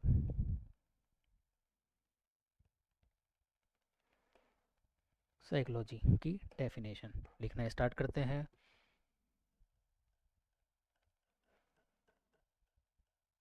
साइकोलॉजी की डेफिनेशन काफ़ी सारी डेफिनेशन देखने को मिलेगी, बुक में भी काफ़ी सारी डेफिनेशंस देखने को मिलेगी, और आपको इधर उधर गूगल वगैरह पे भी काफ़ी सारी डेफिनेशंस देखने को मिलेगी, ठीक है। तो डेफिनेशंस में जैसे कि क्या बेटा कि 3 डेफिनेशन देखेंगे, सबसे आसान और सबसे सरल, और 2 नंबर का क्वेश्चन है आप लोगों का ये। क्या है? 2 नंबर का क्वेश्चन आप लोगों को ये देखने को मिलेगा। पहली एक डेफिनेशन देखेंगे। पहली definition, according to Crow and Crow. Sir जब ये दोनों नाम सेम ही हैं तो 2 बार क्यों लिखे हैं? ये दोनों नाम सेम है भी और नहीं भी। ये 2 पर्सन के नाम है बेसिकली, ये दोनों हस्बैंड वाइफ हैं। कौन है? मियाँ बीवी हैं, ठीक है। इसमें से एक का नाम चलो लिख देता हूँ आप लोगों के लिए। एक व्यक्ति का नाम है आप लोगों को जो देखने को मिलेगा एलिस क्रॉ, और एक व्यक्ति का जो नाम आपको देखने को मिलेगा Donald क्रॉ। Donald crow basically husband हैं और एलिस क्रो बेसिकली कौन है? उनकी बीबी है। एलिस क्रो का नाम जो है ये इनकी वाइफ है, किसकी? डोनाल्ड क्रो की, ठीक है। वैसे तो और भी एक नाम और है, L Lester, Lester Donald Crow. तो इनके अकॉर्डिंग इस पे ज़्यादा जोर मत दो, तुम तो अपने एग्जाम के अंदर सिर्फ इतना लिखे आना, according to Crow and Crow. Crow and Crow के अकॉर्डिंग जो डेफिनेशन थी वो ये थी, लिख लेते हैं अपन लोग, लिखना ज़रूरी है वरना सब कुछ ऊपर से बाउंसर चले जाएगा तुम लोगों के दिमाग से।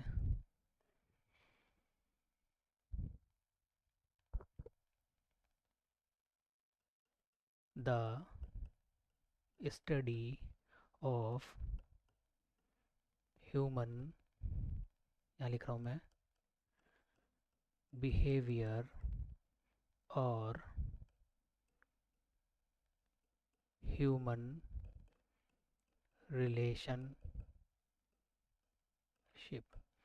तो क्रॉ एंड क्रॉ के अकॉर्डिंग डेफिनेशन क्या थी? The study of human behaviour, जैसे कि अभी तक अपन सुनते आ रहे हैं, एंड ह्यूमन रिलेशन, एक व्यक्ति का दूसरे व्यक्ति के साथ किस तरीके के रिलेशंस है, एक व्यक्ति का खुद का किस तरीके का बिहेवियर है, उसकी जो हम स्टडी करते हैं उसे ही हम लोग क्या कहते हैं? साइकोलॉजी कहते हैं। Psychology is the study of human behaviour और ह्यूमन रिलेशनशिप। ऐसी डेफिनेशन किसने दी? क्रॉ एंड क्रॉ ने। सेकंड यदि अपन लोग डेफिनेशन देखें, डॉक्टर आर हम, डॉक्टर आर हम के अकॉर्डिंग जो डेफिनेशन आप लोग देखेंगे जो कि है, psychology is the scientific, psychology is the scientific study of behaviour of humans and animals. तो डॉक्टर आर हेम के अकॉर्डिंग क्या डेफिनेशन थी? Psychology is the study of behaviour of human and animal, इंसान और जानवरों के व्यवहार का अध्ययन करना ही क्या कहलाता है भैया? मनोविज्ञान कहलाता है। नेक्स्ट एक और डेफिनेशन है जो अपन लोग देखेंगे, जो कि बहुत ही शानदार और बहुत ही बड़ी और बहुत ही बढ़िया डेफिनेशन है। आई होप तुम लोग उसको याद कर लो। थर्ड डेफिनेशन बेटा जो अपन देखेंगे, अच्छा 3 डेफिनेशन इसलिए बता रहा हूँ, एक लिखवाता तो एक ही याद करते, और वो भी सोचते कि यार इसके अलावा भी कोई छोटी डेफिनेशन हो सकती थी या कोई और इजी डेफिनेशन हो सकती थी। तो हर तरीके की डेफिनेशन लिखवा दी, जिस बच्चे को जो डेफिनेशन समझ में आए वो लिखिए ना। एग्ज़ाम में 2 नंबर का क्वेश्चन है ये, डिफाइन साइकोलॉजी, साइकोलॉजी को डिफाइन करो। तो थर्ड जो डेफिनेशन है, according to William M C Dougall, William M C Dougall के अकॉर्डिंग भी एक और डेफिनेशन अपन को देखने को मिलेगी, जो कि क्या है डेफिनेशन? चलो देख लेते हैं। Psychology is the scientific study psychology is the scientific study, नहीं, psychology is the science, comma, which aims to which aims to give us better understanding, which aims to give us better understanding and control of behavior behavior of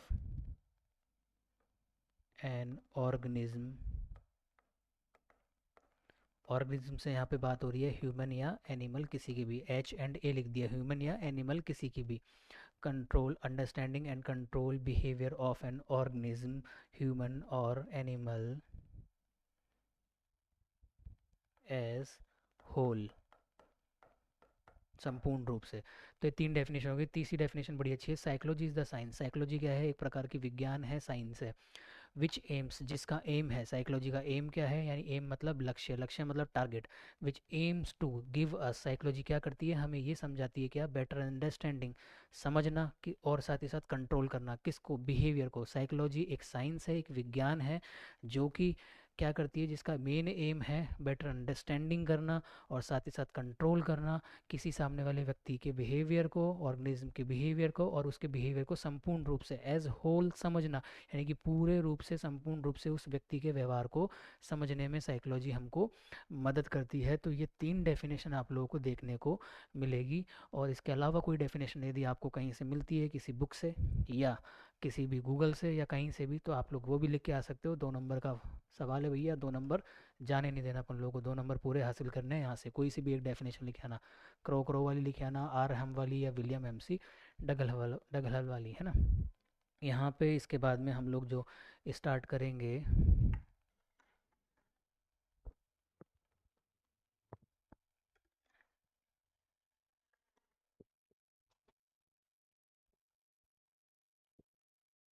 ठीक है, ये क्या हो गया, definition किसकी, psychology की। अब एक और शानदार चीज़ हम लोग स्टार्ट करेंगे, ये यहाँ पे ख़त्म है। अकॉर्डिंग टू सिलेबस चलेंगे, उससे आगे उससे पीछे उसके कम ज़्यादा कुछ नहीं। तो अपना क्या हो गया है बेटा, इंट्रोडक्शन हो गया, अपना डेफिनेशन हो गया। अब हम लोग बात करेंगे स्कोप्स एंड ब्रांचेस की। स्कोप्स एंड ब्रांचेस दो टर्म्स हैं, लेकिन कहीं ना कहीं ये दोनों लगभग लगभग सिमिलर है, कि साइकोलॉजी की क्या स्कोप्स हैं, यानी कि साइकोलॉजी कहाँ कहाँ पे किस तरीके से काम आ रही है, ठीक है। ब्रांचेस भी वही है कि साइकोलॉजी का यूज़ या उपयोग कहाँ कहाँ पे लिया जा रहा है। तो बेसिकली ये लगभग लगभग एक ही चीज़ है।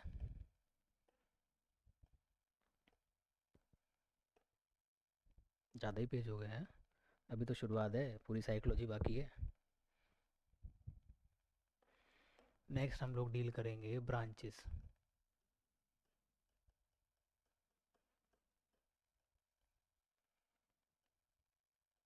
Branches of psychology. देखो साइकोलॉजी की ब्रांचेस ऐसे तो बहुत वाइड ब्रांचेस हैं, बहुत ज़्यादा ब्रांचेस हैं। थोड़ा सा शायद कैमरा ब्लर हो गया है, वेट। करेक्ट है, ओके। तो साइकोलॉजी की ब्रांचेस की यदि हम लोग बात करें, तो साइकोलॉजी की काफ़ी सारी ब्रांचेस होती हैं। और साइकोलॉजी की ब्रांचेस को टू कैटेगरीज के अंदर बिटा जो है एक तरीके से डिवाइड किया गया है। इट, यहाँ लिख देता हूँ मैं, it is categorise in two branches, ठीक है। इसको कैटेगराइज किया गया है 2 ब्रांचेस के अंदर। जैसे कि क्या, पहली ब्रांच होगी अपनी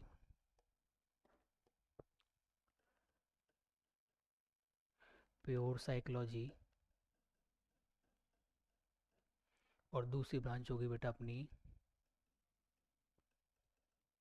applied psychology. Basically the branches of psychology is divided into 2 categories या 2 ब्रांचेस। वन तरफ अपन को देखने को मिलेगा, एक तरफ प्योर साइकोलॉजी, दूसरी तरफ देखने को मिलेगा अपन लोगों को अप्लाइड साइकोलॉजी। अच्छा, इन दोनों का भी छोटा छोटा सा डिफरेंस है। प्योर साइकोलॉजी, साइकोलॉजी की वो ब्रांच है जिसके अंदर हम साइकोलॉजी के जो भी प्रिंसिपल्स हैं या जो भी थ्योरीज हैं उनकी स्टडी करते हैं। ध्यान से सुनना, pure psychology is the branch of psychology in which we study, जिसमें हम स्टडी करते हैं क्या, साइकोलॉजी के प्रिंसिपल्स और थ्योरीज। जबकि अप्लाइड, अप्लाइड का मतलब क्या होता है, अप्लाई करके देखना, उसको लागू करके देखना, उसको यूज़ करके देखना।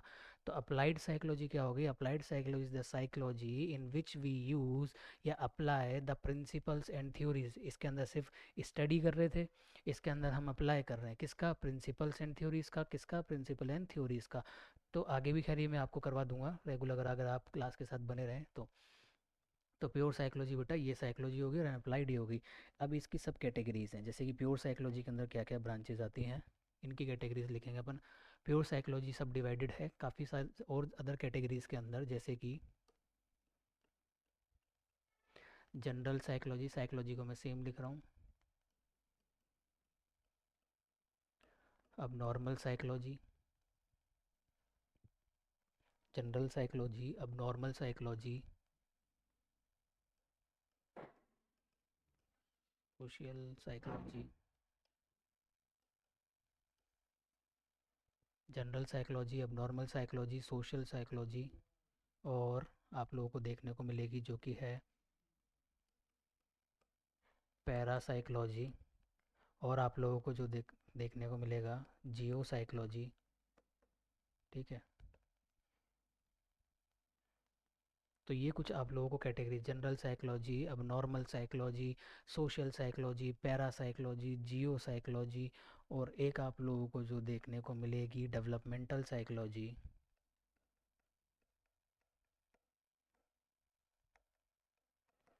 ये कुछ ब्रांचेस किसकी हैं, प्योर साइकोलॉजी, यानी कि ऐसी ब्रांच है जिसमें हम साइकोलॉजी की सिर्फ स्टडी करते हैं, किसकी, प्रिंसिपल्स की एंड थ्योरीज की। दूसरे हाथ पे अपन लोग देखें अप्लाइड साइकोलॉजी के बारे में, तो जैसे कि बेटा आ जाएगा यहाँ पे आप लोगों को industrial psychology and clinical psychology and military psychology and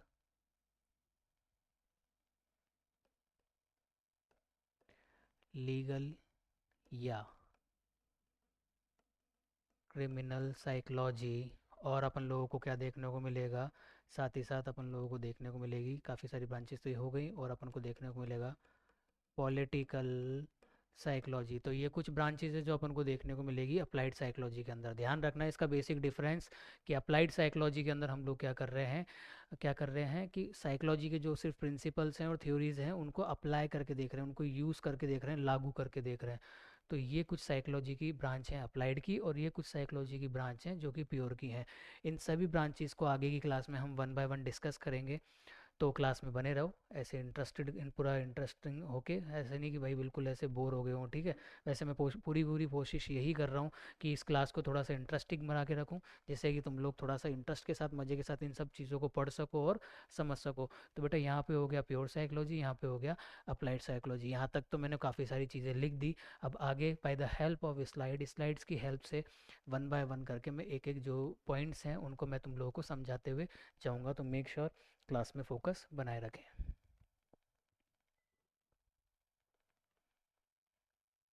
ठीक है, तो स्टार्ट करेंगे बेटा प्योर साइकोलॉजी से।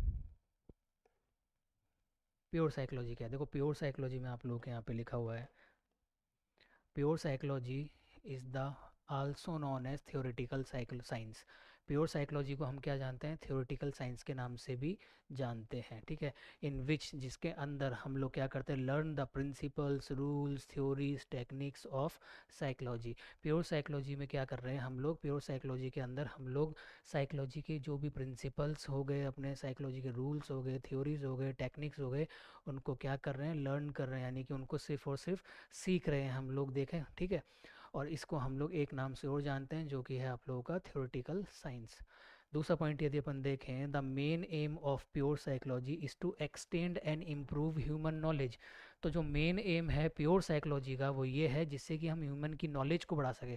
अच्छा, किसी चीज़ के principle, theories, rules and techniques के बारे में क्यों पढ़ रहे हैं हम लोग, वो इसलिए पढ़ रहे हैं जिससे कि हम अपनी ह्यूमन नॉलेज को इंक्रीज़ कर सकें।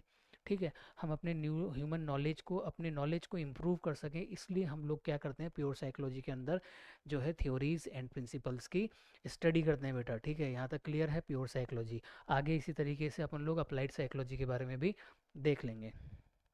नेक्स्ट यदि अपन जाएं, तो जैसे कि मैंने कहा था सबसे पहला ब्रांच आएगा आप लोगों का, जो कि है जनरल साइकोलॉजी। जनरल साइकोलॉजी किसे कहते हैं? जनरल साइकोलॉजी साइकोलॉजी की वो ब्रांच है जिसके अंदर हम नॉर्मल जो पीपल्स हैं या इंडिविजुअल हैं उनका बिहेवियर स्टडी करते हैं। क्या करते हैं? नॉर्मल जो इंडिविजुअल्स हैं उनका बिहेवियर स्टडी करते हैं। In this branch we learn how to study the behaviour of individual, यानी कि इस ब्रांच के अंदर हम क्या कर रहे हैं, इस ब्रांच के अंदर हम कर रहे हैं लर्न, क्या कर रहे हैं, सीख रहे हैं, क्या स्टडी करना, किसका बिहेवियर का, किसका, किसी भी इंडिविजुअल का। यानी कि आप खड़े हो आपकी क्लास में, या आपके सामने 10 या 20 लोग हैं, या 5 लोग हैं, 1 लोग है, आप उनके बिहेवियर को स्टडी कर रहे हो।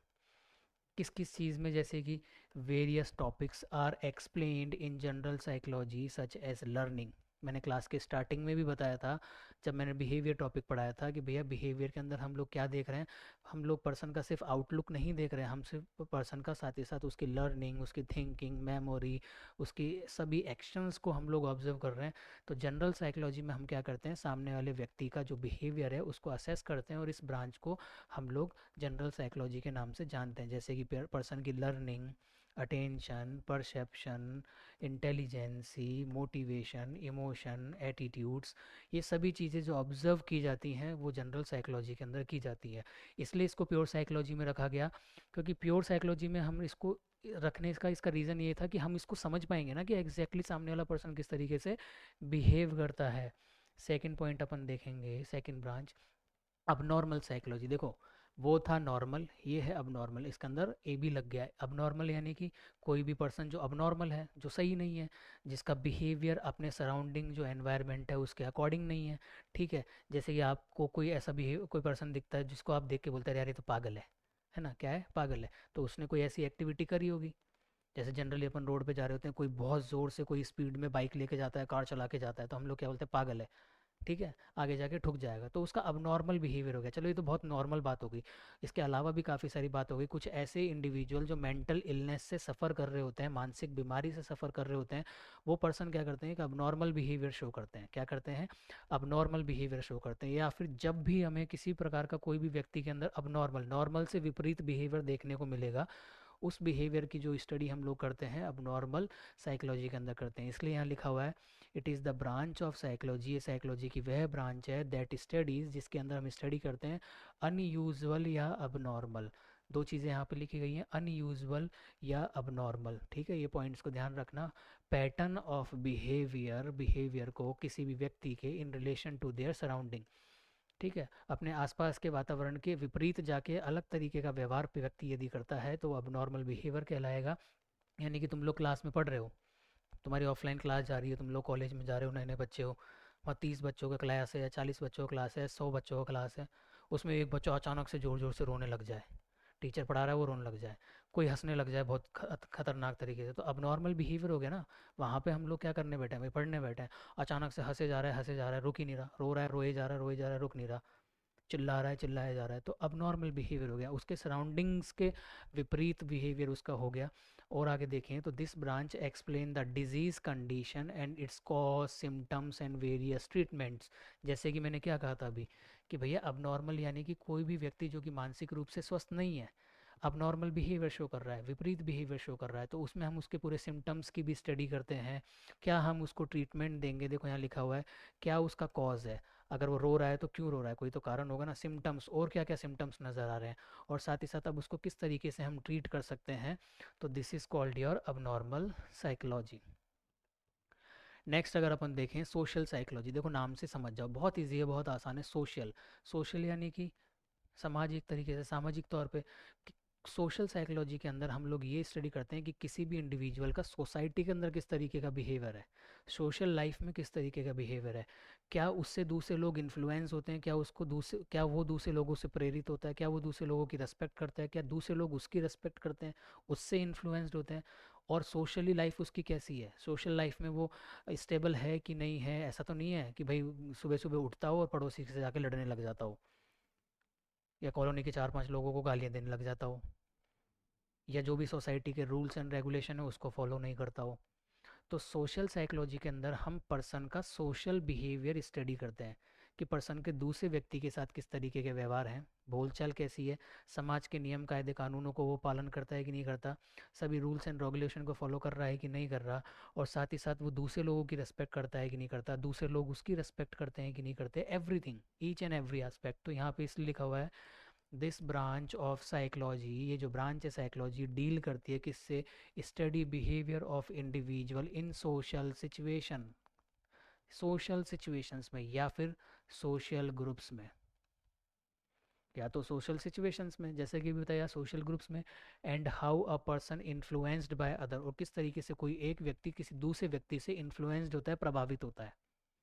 इन्फ्लुएंस का मतलब प्रभावित होना। ठीक है बच्चों, आगे हम लोग देखते हैं इट इंक्लूड्स, इसके अंदर क्या क्या देखते हैं हम लोग जब हम बात करते हैं कि भैया हम सामाजिक रूप से किसी व्यक्ति को या उसके व्यवहार को अध्ययन कर रहे हैं, तो भैया तो सोशल कम्युनिकेशन देखेंगे, आईपीआर देखेंगे। आईपीआर से कंफ्यूज मत होना, मैं इसको लिख देता हूँ बेटा। आईपीआर का मतलब होता है इंटर पर्सनल रिलेशनशिप। तो किसी व्यक्ति का कम्युनिकेशन कैसा है, एक व्यक्ति का दूसरे व्यक्ति के साथ कैसी बोलचाल है, इंटरपर्सनल रिलेशनशिप कैसा है, लीडरशिप कैसी है, ग्रुप्स में कोई कॉन्फ्लिक्ट तो नहीं है, ग्रुप पूरे ग्रुप के अंदर उसका बिहेवियर कैसा है, उसके ओपिनियन कैसे हैं, everything, each and every aspect, each and every point. शायद ये यहाँ से हट गया, वापस मैं लिख देता हूँ। इंटर पर्सनल रिलेशनशिप, आईपीआर का। तो किसी व्यक्ति का सामाजिक रूप से समाज के अंदर किस तरीके का उसका बिहेवियर है, उसका स्टडी करना is called social psychology. Next यदि हम लोग देखें जो कि है डेवलपमेंटल साइकोलॉजी, क्या है बेटा, developmental psychology. What do you mean by development, यहाँ फोटो दिख रही होगी छोटी सी, आपको नहीं दिख रही, कोई बात नहीं। तो डेवलपमेंटल साइकोलॉजी यानी कि फ्रॉम बर्थ, जन्म से लेके ओल्ड एज तक, बुढ़ापे तक, लाइफ की डिफरेंट डिफरेंट स्टेजेस होती हैं, और उन सभी स्टेजेस के अंदर हर व्यक्ति का अलग अलग तरीके से ग्रोथ एंड डेवलपमेंट होता है। भैया जब हम पैदा हुए थे तो नन्हे मुन्ने से बालक थे, अभी भी क्या हम नन्हे मुन्ने बालक ही हैं क्या?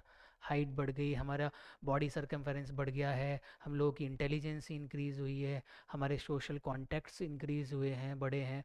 तो कहीं ना कहीं डेवलपमेंटल साइकोलॉजी के अंदर हम क्या पढ़ रहे हैं, किसी भी व्यक्ति का वृद्धि और विकास पढ़ रहे हैं भैया, कि कोई भी व्यक्ति, कोई भी इंसान किस तरीके से विकसित होता है, किस तरीके से उसका विकास होता है, उसके बॉडी के अंदर क्या क्या चेंजेस आते हैं, फिजिकल चेंजेस क्या क्या होते हैं, मेंटल चेंजेस क्या क्या होते हैं, उन सभी का स्टडी करना क्या होता है, डेवलपमेंटल साइकोलॉजी के अंदर हम लोगों को स्टडी करना होता है। इसलिए यहाँ पे लिखा हुआ है मेरे बच्चों कि दिस इज़ द ब्रांच, यहाँ पे लिखा हुआ है दिस इज़ द ब्रांच, ये एक ब्रांच है दैट डील्स विथ, जो कि डील करती है किससे, scientific study of growth and development. देखो यहाँ पे टर्म आ गया आप लोगों को, क्या आ गया, ग्रोथ एंड डेवलपमेंट। किसी भी व्यक्ति के वृद्धि और विकास का अध्ययन करना कि बच्चे बचपन से लेके बुढ़ापे तक क्या क्या चेंजेस हुए, behaviour of an individual in different stages of life, life की डिफरेंट डिफरेंट स्टेजेस, यानी from birth to old age, जन्म से ओल्ड एज तक। ठीक है, अब इसके अंदर दो तीन तरीके के चेंजेस है, आगे हम लोग पढ़ेंगे इसको, आगे एक यूनिट है अपनी, यूनिट 3 या 4 है शायद, तो उसके अंदर पूरी डेवलपमेंटल साइकोलॉजी के बारे में हम लोग पढ़ेंगे, ये इंडिविजुअली एक यूनिट है अपने पास।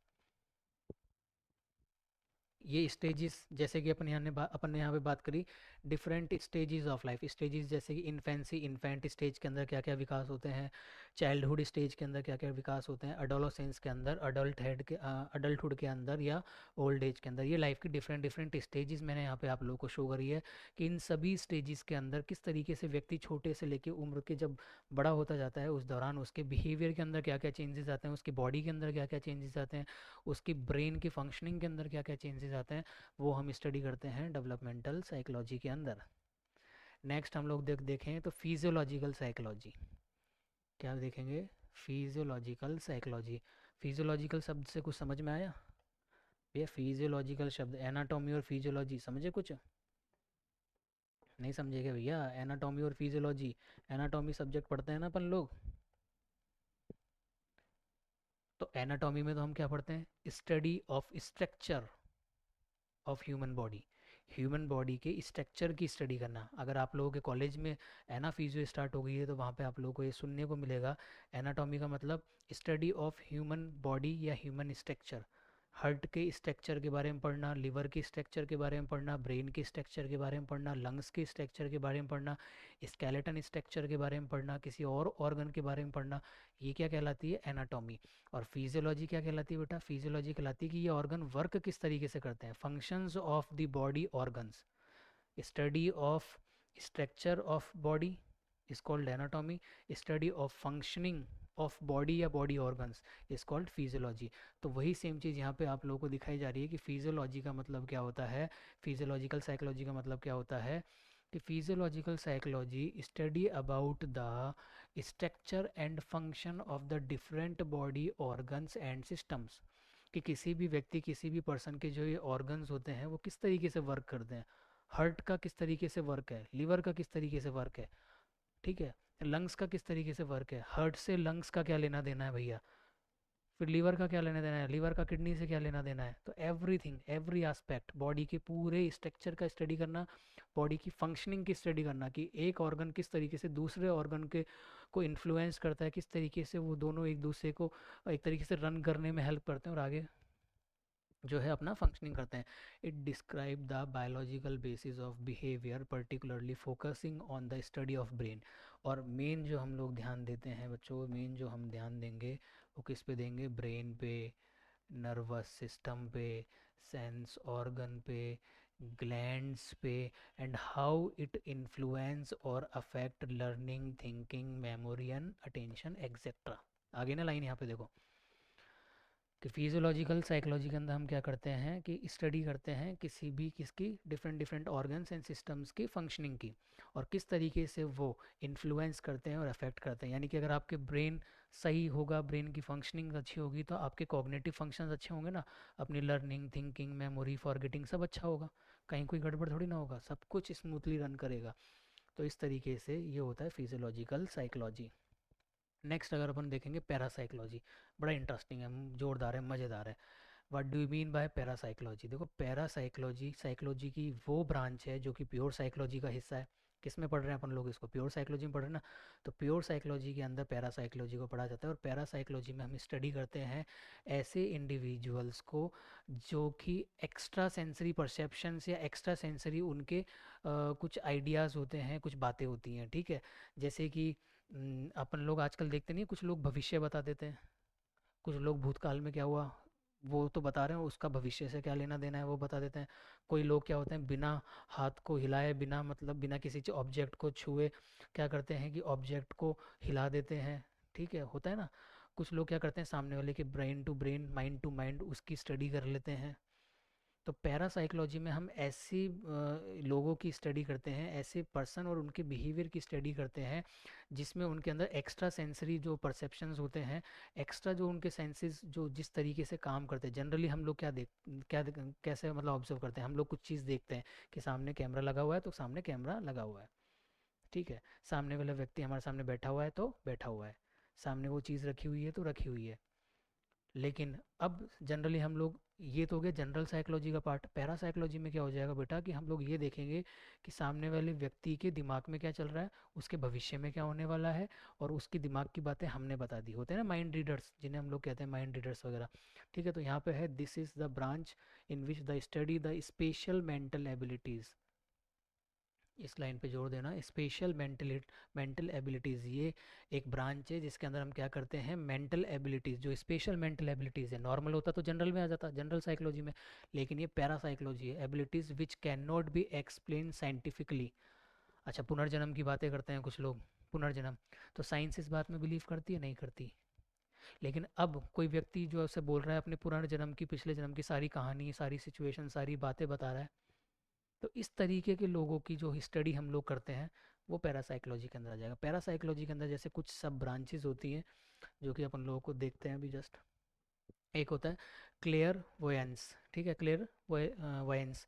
तो यानी कि क्या होता है, gaining information about an object और event without using the senses. समझना, gaining information about an object और event without using the senses. यानी कि मैं आंख बंद करा हुआ हूँ, लेकिन फिर भी मैं बता दूंगा कि मेरे सामने 40 लोग बैठे हैं, और एग्जैक्टली मैंने बता भी दिया कि 40 है, और जब काउंट किया गया तो 40 ही निकले। ठीक है, आंख बंद करके मैंने कोई भविष्यवाणी कर दी और वैसा हो भी गया, बिना आंखों को यूज़। यहाँ पे क्या लिखा, without using the senses. Senses का मतलब कि आपने आई, ईयर, नोज, टच। जनरली मैं यहाँ खड़ा हूँ, खड़े खड़े मैंने बोल दिया कि ये क्लास मेरे जो है कि 2 लाख लोग देख रहे हैं। देख लो, अच्छी बात है, देखो, वेरी गुड। ठीक है, 2 लाख लोग देख रहे हैं। तो इस तरीके से जो हम लोग क्या कहते हैं, क्लियर वेंस। ठीक है, अगला टर्म होगा अपना precognition. Precognition, knowledge of future events, भविष्य के बारे में बता देना। ठीक है, telepathy, mind to mind communication, सामने वाले के व्यक्ति को बिना बोले, बिना उसको कुछ डिस्कशन करे हुए, आप बैठे हो, आपके सामने एक और व्यक्ति बैठा है, आप लोगों ने, आपने उसका माइंड रीड कर लिया, आपने उसके बारे में, भाई तेरे दिमाग में ये चल रहा है। होता है आजकल, अपन सोशल मीडिया पे भी देखते हैं, काफ़ी ऐसे लोग हैं जो माइंड रीडर है, बिना सामने वाले व्यक्ति के बोले उसके माइंड में पढ़ लेते हैं कि तेरे दिमाग में ये चीज़ चल रही है। तो इस तरीके के जो लोग होते हैं, जो एक्स्ट्रा मेंटल एबिलिटीज़ के साथ हैं, जिनके अंदर एक्स्ट्रा मेंटल एबिलिटीज़ हैं, उनकी स्टडी हम लोग करते हैं। तो वो आप लोगों के पैरासाइकोलॉजी में आता है। ठीक है, साइकोकाइनेसिस। साइकोकाइनेसिस का मतलब होता है इन्फ्लुएंसिंग ऑब्जेक्ट और इवेंट्स, इन्फ्लुएंसिंग ऑब्जेक्ट और events using the mind, using the mind. क्या समझे आप लोग? तो साइकोकाइनेस का मतलब हो गया कि बिना किसी चीज़ को हाथ लगाए हमने उसको मूव कर दिया। ठीक है, बिना किसी चीज़ को हाथ लगाए हमने उसको मूव कर दिया। जैसे अभी मैं यहाँ खड़ा हूँ, तो मैंने ये कैमरा मूव करा। खैर, मैंने इस को क्या बोलते हैं, रिमोट से इस कैमरे को मूव किया है बेसिकली। वरना लेकिन क्या होता है कि जैसे कि जनरली हम लोग क्या करेंगे कि बिना किसी चीज़ को हाथ लगाए हम उसको, यहाँ खड़े खड़े मैं उस कैमरे को हिला दूँ, जो कि जनरल लोगों के लिए पॉसिबल नहीं है। लेकिन कुछ ऐसे लोग जिनके अंदर शायद ये एक्स्ट्रा, इस तरीके की एक्स्ट्रा मेंटल एबिलिटीज़ होगी, तो वो कि वो हवाएं चला दें, बारिश कर दें, गाड़ी को दौड़ा दें, उड़ा दें, जो भी कुछ है कर दें। ठीक है, तो ये हो गया साइकोकाइनेसिस। अगला बेटा अगर हम देखेंगे रीबर्थ, जिसके बारे में मैंने बताया। रीबर्थ में क्या हो गया, आफ्टर बायोलॉजिकल डेथ, यानी कि मृत्यु हो जाने के बाद में, द सोल या consciousness being a new life in a new body.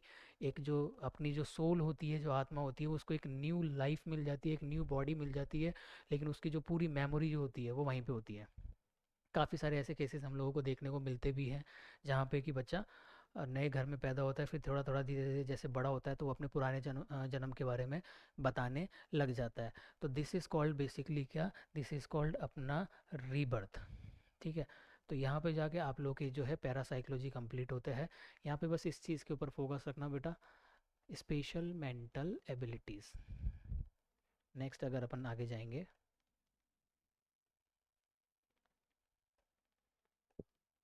Jio psychology. Jio psychology क्या होता है, geopsychology is a branch of pure psychology. Pure psychology की एक सब ब्रांच है, जिसके अंदर हम क्या करते हैं, जिसके अंदर हम स्टडी करते हैं एक तरीके से डिफरेंट डिफरेंट जियोग्राफिकल एरियाज़ की, और उसकी वजह से एक इंसान की बॉडी के ऊपर क्या चेंजेस आते हैं, उसके बिहेवियर के ऊपर क्या चेंजेस आते हैं। जियोग्राफिकल एरियाज़ का मतलब हो गया यहाँ पे एक तरीके से आप इसको क्लाइमेट भी समझ सकते हैं, वेदर भी समझ सकते हैं। फॉर एग्जांपल लेते हैं, सर्दियाँ आती हैं, अपन लोग बढ़िया बढ़िया रजाई निकाल लेते हैं, बढ़िया कंबल निकाल लेते हैं, जैकेट, मफलर वगैरह वगैरह निकाल लेते हैं, तो कहीं ना कहीं हमारे बिहेवियर के अंदर चेंज हुआ ना। और गर्मियाँ आती हैं तो अपन शॉर्ट स्लीव शर्ट्स पहनने लग जाते हैं, और लोअर वगैरह पहनने लग जाते हैं, जनरली आइसक्रीम वगैरह खाने लग जाएंगे मार्केट में जाके। तो ये बिहेवियर चेंज हो गया। तो जियोग्राफिकल साइकोलॉजी के अंदर हम लोग ये स्टडी करते हैं कि किस तरीके से पर्सन का जो एनवायरनमेंट है, जो क्लाइमेट है, वो उस व्यक्ति के बिहेवियर को इन्फ्लुएंस करता है, उसके व्यक्ति के बिहेवियर को अफेक्ट करता है। जैसे कि यहाँ लाइन पे लिखा भी होगा, this branch of psychology describe the relation how physical environment, किस तरीके से जो फिजिकल एनवायरनमेंट है, पर्टिकुलरली वेदर, जैसे कि क्या, वेदर और क्लाइमेट और soil, influence the behaviour of an individual, किस तरीके से वो इंडिविजुअल के बिहेवियर को इन्फ्लुएंस करता है। समझना, किस तरीके से सर्दी, गर्मी और अपन लोगों का क्या बोलते हैं, बारिश का मौसम, ये किस तरीके से व्यक्ति के बिहेवियर को बदलाव करता है। बारिश होने लग जाती है तो बढ़िया पकौड़े वकौड़े चलने लग जाते हैं, है ना। पकौड़े बना दो, हलवा बना लो, खा लो, पी लो, मस्त रहो। एग्जाम्पल मैंने वही लिखा है आप लोगों के लिए, people living in a mountains religion regions may be more independent, isolated and introspective as travel and communicate are difficult. जो लोग पहाड़ी एरिया में रहते हैं उन लोगों के लिए, वो लोग, उन लोगों को आप लोग देखेंगे तो ज़्यादा डिपेंडेंट होंगे, वो अपना सारा काम स्वयं करते होंगे, क्योंकि वहाँ पे इतना इजी ट्रांसपोर्टेशन नहीं है, इतनी ज़्यादा बेहतर फैसिलिटीज़ नहीं है, इतनी ज़्यादा बेहतर कम्युनिकेशंस फैसिलिटीज़ नहीं है। तो कहीं ना कहीं उस जगह के जो लोग होंगे उनके अंदर बिहेव क्या देखने को मिलेगा, उनके बिहेवियर में हम लोगों को डिपेंडेंसी इंडिपेंडेंसी देखने को मिलेगी, कि वो आत्मनिर्भर है, वो अपना स्वयं का काम सारा खुद करते हैं और ज़्यादा किसी लोगों से उनकी बोलचाल भी नहीं होती। मैं ये नहीं बोल रहा कि बिल्कुल बंद हो जाती है, लेकिन हाँ, कम हो जाती है। जबकि people living in open plains और रिवर वैलीज या किसी भी सिटी में रह रहे जो लोग हैं tend to be more social. अब आप लोग यहाँ जो क्या बोलते हैं, सिटी में रहते हैं, किसी भी स्टेट की किसी भी सिटी के अंदर रहते हैं, तो वहाँ पे क्या होगा, ज़्यादा से ज़्यादा लोग आप लोगों को मिलेंगे। अभी आप लोग नए नए कॉलेज में गए हो, नए नए बच्चे आप लोगों को मिलेंगे, नए नए स्टूडेंट्स बनेंगे। तो कहीं ना कहीं क्या हो रहा है, कि कहीं ना कहीं क्या हो रहा है कि उसकी वजह से हम लोग ज़्यादा सोशली हो पा रहे हैं, ज़्यादा हमारा अच्छा कम्युनिकेशन हो जाता है, ज़्यादा हमको इजीली ट्रांसपोर्टेशन फैसिलिटीज़ अवेलेबल हो जाती हैं, एवरीथिंग। तो किस तरीके से किसी भी व्यक्ति का वेदर, क्लाइमेट, सॉइल इन्फ्लुएंस करता है बिहेवियर ऑफ एन इंडिविजुअल। ये दो पॉइंट्स यहाँ पे क्लियर हैं, ठीक है।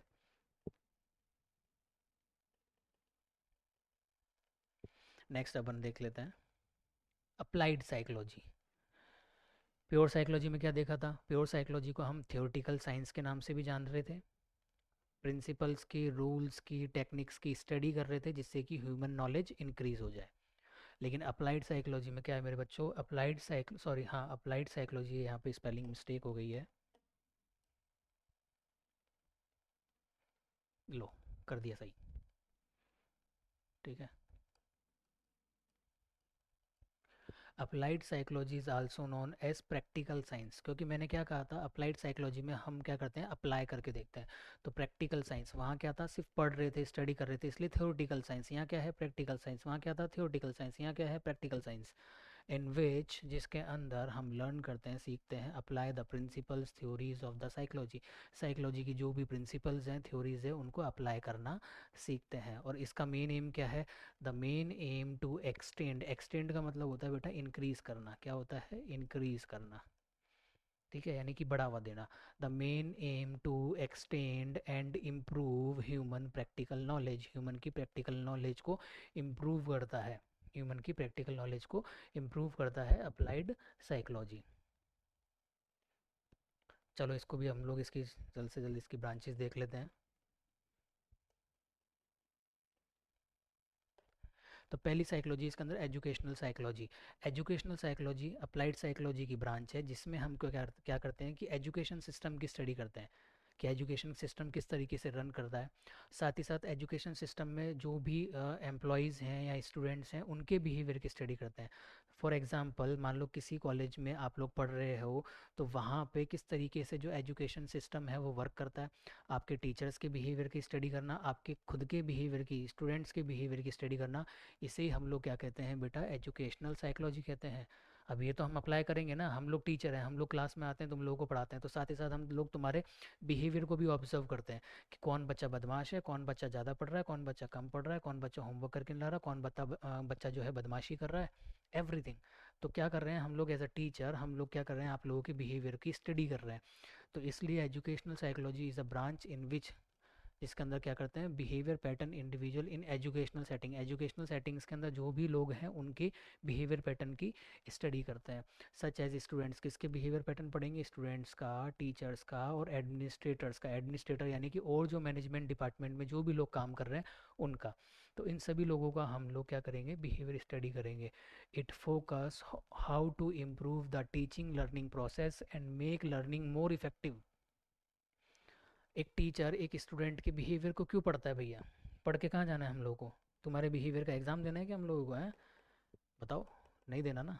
लेकिन हम लोग एज अ टीचर क्लास में या यहाँ पे आप लोगों के बिहेवियर को एनालाइज करते हैं, स्टडी करते हैं, जिससे कि हम आप लोगों की कमियाँ पता लगा सकें और आपकी उन कमियों को, आपकी वीकनेस को स्ट्रेंथ में बदल सकें। जिससे क्या होगा, एक टीचिंग लर्निंग प्रोसेस अच्छा होगा। आपके टीचर्स आपको डांटते हैं, वो डांटने का मतलब ये नहीं कि उनकी आपसे कोई जन्मों जन्मों की दुश्मनी है, नहीं भैया, किसी की किसी से कोई दुश्मनी नहीं है, तुम कमा के उनको नहीं देने वाले।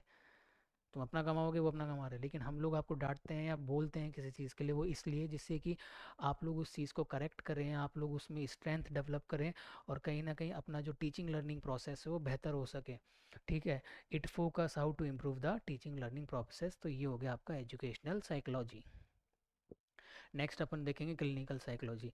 What do you mean by clinical psychology? Clinical psychology नाम से समझ में आ जाए, क्लिनिकल यानी कि क्लिनिक्स के अंदर यूज होने वाला, हेल्थ सेक्टर के अंदर, हॉस्पिटल्स के अंदर, एनजीओज के अंदर, गवर्नमेंट हॉस्पिटल के अंदर, प्राइवेट हॉस्पिटल के अंदर, रिहेबिलिटेशन सेंटर्स के अंदर, छोटी क्लिनिक्स के अंदर, कहीं पे भी जो साइकोलॉजी यूज़ की जाती है उसका हम लोग कहते हैं क्लिनिकल साइकोलॉजी। क्यों यूज़ करते हैं? पेशेंट के बिहेवियर को समझने के लिए। आप एज अ स्टूडेंट नर्स कल को हॉस्पिटल में काम करेंगे, आपके पास हर तरीके के पेशेंट आएंगे, different different religion, different caste, different community, different geographical area, अलग अलग तरीके के अलग अलग लोग आएंगे, सबकी मेंटेलिटी भी अलग अलग होगी।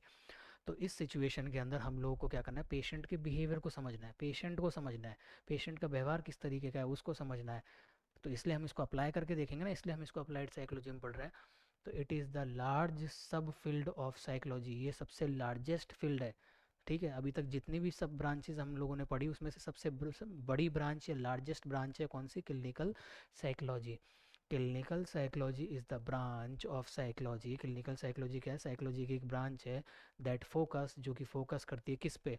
असेसमेंट, पेशेंट का असेसमेंट करने में, पेशेंट का डायग्नोसिस करने में, पेशेंट को ट्रीटमेंट देने में, and prevention of mental illness, किसी भी प्रकार की मानसिक बीमारी से उनको बचाने के लिए, इमोशनल डिसऑर्डर से बचाने के लिए, बिहेवियर प्रॉब्लम्स को करेक्ट करने के लिए अमॉन्ग द इंडिविजुअल, किसी भी व्यक्ति के, कपल का, फैमिली का या ग्रुप का। समझ में आ गया? ठीक है, वापस बोल देता हूँ। पहला पॉइंट, क्लिनिकल साइकोलॉजी सबसे लार्जेस्ट ब्रांच है किसकी? साइकोलॉजी की। ठीक है। सेकंड पॉइंट, क्लिनिकल साइकोलॉजी में हम लोग क्या करते हैं? पेशेंट का असेसमेंट करते हैं, पेशेंट को डायग्नोस करते हैं, उसको बेटर ट्रीटमेंट प्रोवाइड करते हैं। पेशेंट कौन हो सकता है? कोई एक व्यक्ति हो सकता है, कोई कपल हो सकता है, पूरी फैमिली हो सकती है, या कोई ग्रुप हो सकता है।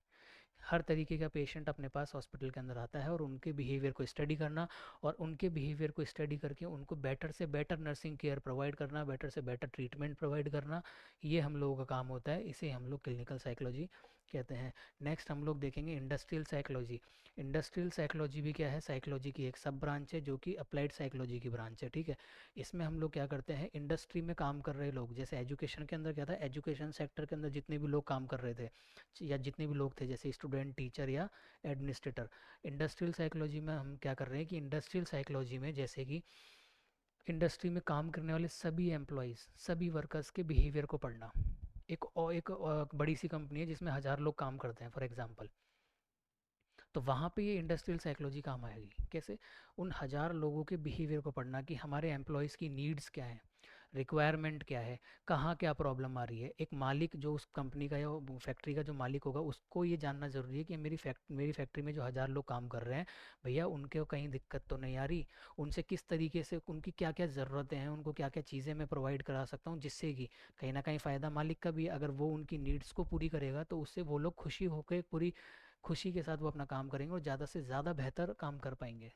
ठीक है। तो इंडस्ट्रियल साइकोलॉजी इंडस्ट्री में काम कर रहे सभी एम्प्लॉयज़ के बिहेवियर को स्टडी करने में काम आती है, जिससे कि एक मालिक जो है सभी एम्प्लॉयज़ को खुश भी कर सके और अपने काम को भी दुगनी तेज़ी से आगे बढ़ा सके। This is a branch of psychology that's applies psychological principles. क्या करता है? ये ब्रांच है साइकोलॉजी की जो साइकोलॉजिकल प्रिंसिपल्स को अप्लाई करता है वर्क प्लेस पे। वर्क प्लेस यानी कोई भी फैक्ट्री, जिससे कि हम इम्प्रूव कर सकें। क्या इम्प्रूव कर सकें? एम्प्लॉय की परफॉर्मेंस को। एम्प्लॉय की परफॉर्मेंस अच्छी होगी ना, अगर किसी मालिक को पता होगा कि भैया दिवाली आने वाली है, कुछ गिफ्ट्स मैं अपने एम्प्लॉयज़ को दे दूँ, तो एम्प्लॉयज़ भी खुश हो जाएंगे और अपना काम और अच्छे तरीके से करेंगे। परफॉर्मेंस, एम्प्लॉयज़ को मोटिवेट करने के लिए, जॉब में सेटिस्फिकेशन के लिए, ऑर्गेनाइजेशन की प्रोडक्टिविटी इंक्रीज़ करने के लिए। ऑर्गेनाइजेशन प्रोडक्टिविटी मतलब ऑर्गेनाइजेशन को भी तो फ़ायदा होगा ना इससे, ऐसा तो है नहीं कि भैया मालिक को फ़ायदा नहीं होगा, कहीं ना कहीं मालिक को भी फ़ायदा होगा अगर सभी एम्प्लॉयज़ खुश होंगे तो। It's main focus of how business work and how employees function. एक लाइन में कहें तो इसका मेन फोकस होता है कि किस तरीके से बिजनेस को रन करना है, किस तरीके से बिजनेस की सभी प्रॉब्लम्स को सॉल्व करना है, किस तरीके से एम्प्लॉयज़ को सेटिस्फाई रखना है, एम्प्लॉयज़ से किस तरीके से ज़्यादा काम निकलवाना है। That's it. नेक्स्ट अपन जाएंगे लीगल साइकोलॉजी। देखो लीगल साइकोलॉजी यूज़ की जाती है लीगल जो भी मैटर्स होते हैं उसके अंदर, कोई भी क्रिमिनल है उसके बिहेवियर को पढ़ने के लिए। हम लोग सुनते हैं ना सीरियल किलर्स होते हैं, एक मर्डर कर दिया सेम पैटर्न से, दूसरा मर्डर कर दिया, तीसरा मर्डर कर दिया, मर्डर करते जा रहे हैं। पुलिस ने पकड़ लिया, पुलिस ने पकड़ लिया, पता लगा भैया कि इसकी तो मेंटल स्टेट ही सही नहीं है, मानसिक रूप से स्वस्थ नहीं है, बीमार है, ये एक सीरियल किलर है एक तरीके से, यानी कि किसी न किसी इस तरीके के क्राइम को करने में इसको या तो मज़ा आ रहा है। तो ये एक तरीके के लीगल मैटर्स हो गए। तो लीगल मैटर्स में जो भी क्रिमिनल है, ये तो मैं सिर्फ एक क्रिमिनल की बात कर रहा हूँ जो एक सीरियल किलर है, एक जनरली कोई नॉर्मल किलर भी है, कोई नॉर्मल कोई क्राइम करके भी आया है, तो उस क्रिमिनल के बिहेवियर को भी पढ़ना है। यानी कि जो भी पर्सन किसी भी प्रकार के लीगल मैटर्स में, लीगल केस में फंसता है, उस क्रिमिनल के बिहेवियर की स्टडी करना, उस क्रिमिनल के बिहेवियर को एनालाइज करना ही लीगल साइकोलॉजी कहलाती है। The study of psychological aspect, जैसा कि लिखा हुआ है, the study of psychological aspect of legal processes including witness testimony, jury, decision making, criminal behaviour and legal procedures. तो जो भी कानूनन कार्रवाई होती है, जो भी लीगल प्रोसीजर्स होते हैं, जो भी क्रिमिनल का बिहेवियर होता है, उन सब की स्टडी की जाएगी लीगल साइकोलॉजी के अंदर। आगे बढ़ते हैं अपन लोग। आई होप समझ में आ रहा होगा, मैं अपनी तरफ से बेस्ट तुम लोगों को समझाने की कोशिश कर रहा हूँ। मिलिट्री साइकोलॉजी, मिलिट्री साइकोलॉजी भी अप्लाइड साइकोलॉजी की एक सब ब्रांच है, जिसके अंदर हम लोग क्या करते हैं, सोल्जर्स के बिहेवियर का स्टडी करते हैं। अच्छा, सोल्जर्स के बिहेवियर का स्टडी करना क्यों ज़रूरी है? ये देखना ज़रूरी है कि कोई भी जो सोल्जर है जो कि देश के लिए बॉर्डर पे लाइक अपने सर्विसेज दे रहा है, अपना काम कर रहे हैं वो लोग। खैर पहली बात तो ये कि देश के, अपने देश के जितने भी सोल्जर्स हैं उनके लिए बढ़िया वाला सल्यूट है एकदम, ठीक है। दूसरी बात ये कि अब मिलिट्री साइकोलॉजी क्यों ज़रूरी है? मिलिट्री साइकोलॉजी बेटा इसलिए ज़रूरी है क्योंकि हम उन सोल्जर्स के बिहेवियर को रेगुलर एनालाइज करते हैं। कहीं कोई किसी सोल्जर को किसी प्रकार की कोई मेंटल इलनेस तो नहीं हो गई है, कहीं वो स्वस्थ तो नहीं है बॉर्डर पे फाइट करने के लिए, अपने देश को सुरक्षित करने के लिए, अपने देश को सरवाइव करने के लिए, ठीक है, समझ रहे हो? तो कहीं पे सभी सोल्जर्स के बिहेवियर को रेगुलर एनालाइज करना, सभी सोल्जर्स के बिहेवियर को चेक करना कि क्या वो मेंटली इतने फिट अभी हैं कि वो बॉर्डर पे जाके अपने देश के लिए फाइट कर सके, अपने देश की रक्षा कर सके। ऐसा नहीं ना, अगर कोई भी व्यक्ति अगर मानसिक रूप से अस्वस्थ है, चाहे से वो नॉर्मल पर्सन हो, चाहे से वो कोई भी सोल्जर हो, अगर वो मानसिक रूप से स्वस्थ है तो वो अपने डेली एक्टिविटीज़ को कर ही नहीं पाएगा। अगर कोई सोल्जर मानसिक रूप से अस्वस्थ है तो वो कहीं ना कहीं जाके क्या कर लेगा कि ऐसा नहीं हो कि वो गन लेके अपने ही टीममेट्स को जो है शूट कर दे, बॉम्ब या जो भी ग्रेनेड है वगैरह वगैरह, वो उसको अपने ही देश के, अपने ही एरिया पे जो है ब्लास्ट कर दे। तो इसीलिए रेगुलर मेंटल असेसमेंट किया जाता है सभी मिलिट्री के और सोल्जर्स पर्सन्स का, जिससे कि ये चेक करने के लिए कि क्या वो मानसिक रूप से इतने स्वस्थ हैं कि वो देश के लिए, नेशन के लिए लड़ सकते हैं, ठीक है। तो ये यहाँ पे अपन लोग मिलिट्री साइकोलॉजी के अंदर पढ़ते हैं। It is the specialised branch of psychology that focused and understanding, ये एक स्पेशल ब्रांच है साइकोलॉजी की जिसका फोकस होता है अंडरस्टैंडिंग, इवेलुएट करना, इन्हांस करना। इवेलुएट का मतलब होता है पता करना एक तरीके से, इन्हांस करना यानी कि बढ़ाना किसको, मेंटल हेल्थ को। ऐसा नहीं है कि सिर्फ मेंटल इलनेस को ही आइडेंटिफाई करना है, हम जो सोल्जर्स हैं उनकी मेंटल हेल्थ को इम्प्रूव भी कर सकते हैं, उनको और मोटिवेट कर सकते हैं हम उनके लिए, और कुछ किस तरीके से उनको हम लोग उनकी मेंटल हेल्थ को प्रमोट कर सकते हैं, उसके बिहेवियर, उनके बिहेवियर को जो है प्रमोट कर सकते हैं, उनकी परफॉर्मेंस को और बूस्ट कर सकते हैं मिलिट्री पर्सनल्स की in various combat non combat situation, ठीक है। तो कुल मिला के कहानी यहाँ पे यह आती है कि सभी मिलिट्री के जो जवान हैं, जो पर्सन्स हैं, उनका रेगुलर टाइम टू टाइम जो है साइकोलॉजिकल असेसमेंट किया जाता है, जिससे कि हम उनकी मेंटल हेल्थ को, क्योंकि बहुत ही तनाव वाला काम है, आसान नहीं है। हम लोग यहाँ सुरक्षित बैठे हैं, आराम से अपना काम कर रहे हैं, मैं पढ़ा रहा हूँ, तुम लोग पढ़ रहे हो, हमें इतना आसान लग रहा है, लेकिन इसी टाइम पे हमारी देश को सुरक्षा देने के लिए कितने सारे जवान वहाँ बॉर्डर पे खड़े हुए हैं और अपनी तरफ से जो है अपने देश के लिए पूरी जियो जान से जो है अपने देश की सुरक्षा कर रहे हैं। तो मुश्किल काम तो है भैया, बड़ा काम भी है। तो कहीं ना कहीं इसलिए हम किस तरीके से उनकी परफॉर्मेंस को और बूस्ट कर सकते हैं, उनकी मेंटल हेल्थ को और कैसे रेगुलर मेंटेन रख सकते हैं, और यदि अगर उनको किसी प्रकार की कोई मेंटल इलनेस है, कोई मानसिक बीमारी उनको से वो ग्रसित हैं, सफ़र कर रहे हैं, तो उनको हम किस तरीके से बेटर ट्रीटमेंट दे सकते हैं, ये हम लोग पढ़ते हैं मिलिट्री साइकोलॉजी के अंदर। पॉलिटिकल साइकोलॉजी बहुत ही षड्यंत्र वाली साइकोलॉजी की ब्रांच है भैया। पॉलिटिकल साइकोलॉजी नाम से समझ में होंगे, पॉलिटिकल साइकोलॉजी में हम लोग क्या करते हैं, पॉलिटिक्स की स्टडी करते हैं, पॉलिटिकल पार्टीज़ की स्टडी करते हैं, पॉलिटिकल जो राजनेता नेता वगैरह होते हैं उनकी बिहेवियर की स्टडी करते हैं। पॉलिटिक्स किस तरीके से रन की जाए, किस तरीके से पार्टी को जिताया जाए, हराया जाए, किस तरीके से जो अपने वोटर्स हैं उनके सामने किस तरीके से अपने ज़्यादा से ज़्यादा प्रचार किया जाए जिससे कि हमारी पार्टी जो है जीत जाए। खैर मैं स्पेसिफिक किसी पार्टी का नाम नहीं लूँगा कि मैं किस पार्टी को समर्थन करता हूँ किसको नहीं। आप लोगों को जो सही लगे उस पार्टी को समर्थन करें, कोई इशू वाली बात इसमें नहीं है। तो पॉलिटिकल साइकोलॉजी के अंदर हम पॉलिटिक्स की स्टडी करते हैं, पॉलिटिकल पार्टीज़ की स्टडी करते हैं, पॉलिटिकल लीडर्स की स्टडी करते हैं, पॉलिटिक्स के जो रूल्स रेगुलेशन पॉलिसीज़ होती हैं उनकी स्टडी करते हैं, और किस तरीके से हम कोई भी नेता अपने आप को जो है जीत हासिल कर सकता है पॉलिटिकल साइकोलॉजी का एक तरीके से यूज़ लेके। तो इट्स मेन फोकस हाउ, किस तरीके से politician and political parties gaining the advantages during the election by using the psychological concept. Psychological concept को यूज़ करके देखते हैं ना, जब भी वोट होने लगते हैं तो आसपास काफ़ी सारे बैनर लग जाते हैं, होर्डिंग्स लग जाते हैं, पोस्टर लग जाते हैं नेताओं के। वो क्या है, वो साइकोलॉजिकल कॉन्सेप्ट है। अगर हम लोगों के सामने बार बार कोई चीज़ आएगी या कोई पोस्टर हम लोगों के सामने आएगा तो कहीं ना कहीं हमारे माइंड सेट ऐसा हो जाएगा कि ठीक है हमें इस पर्टिकुलर पर्सन को वोट करके आना है। ये आप लोगों के एक टॉपिक भी है अटेंशन, जो कि आपको यूनिट नंबर 6 के अंदर देखने को मिलेगा। तो दीज आर द फ्यू क्या है क्या है फ्यू ब्रांचेज ऑफ साइकोलॉजी। तो यहाँ पे जाके आप लोगों की जो सभी ब्रांचेज हैं वो कंप्लीट होती है। कौन कौन सी ब्रांचेस पढ़ी बेटा अपन ने? प्योर साइकोलॉजी पढ़ा, अप्लाइड साइकोलॉजी पढ़ा। प्योर साइकोलॉजी की भी 5-6 सब ब्रांचेस थी, अप्लाइड साइकोलॉजी की भी 5-6 सब ब्रांचेस थी। सभी ब्रांचेस को अपन ने कवर किया। एक बार पूरी क्लास को रिकॉल करते हैं फटाफट 1 मिनट के अंदर।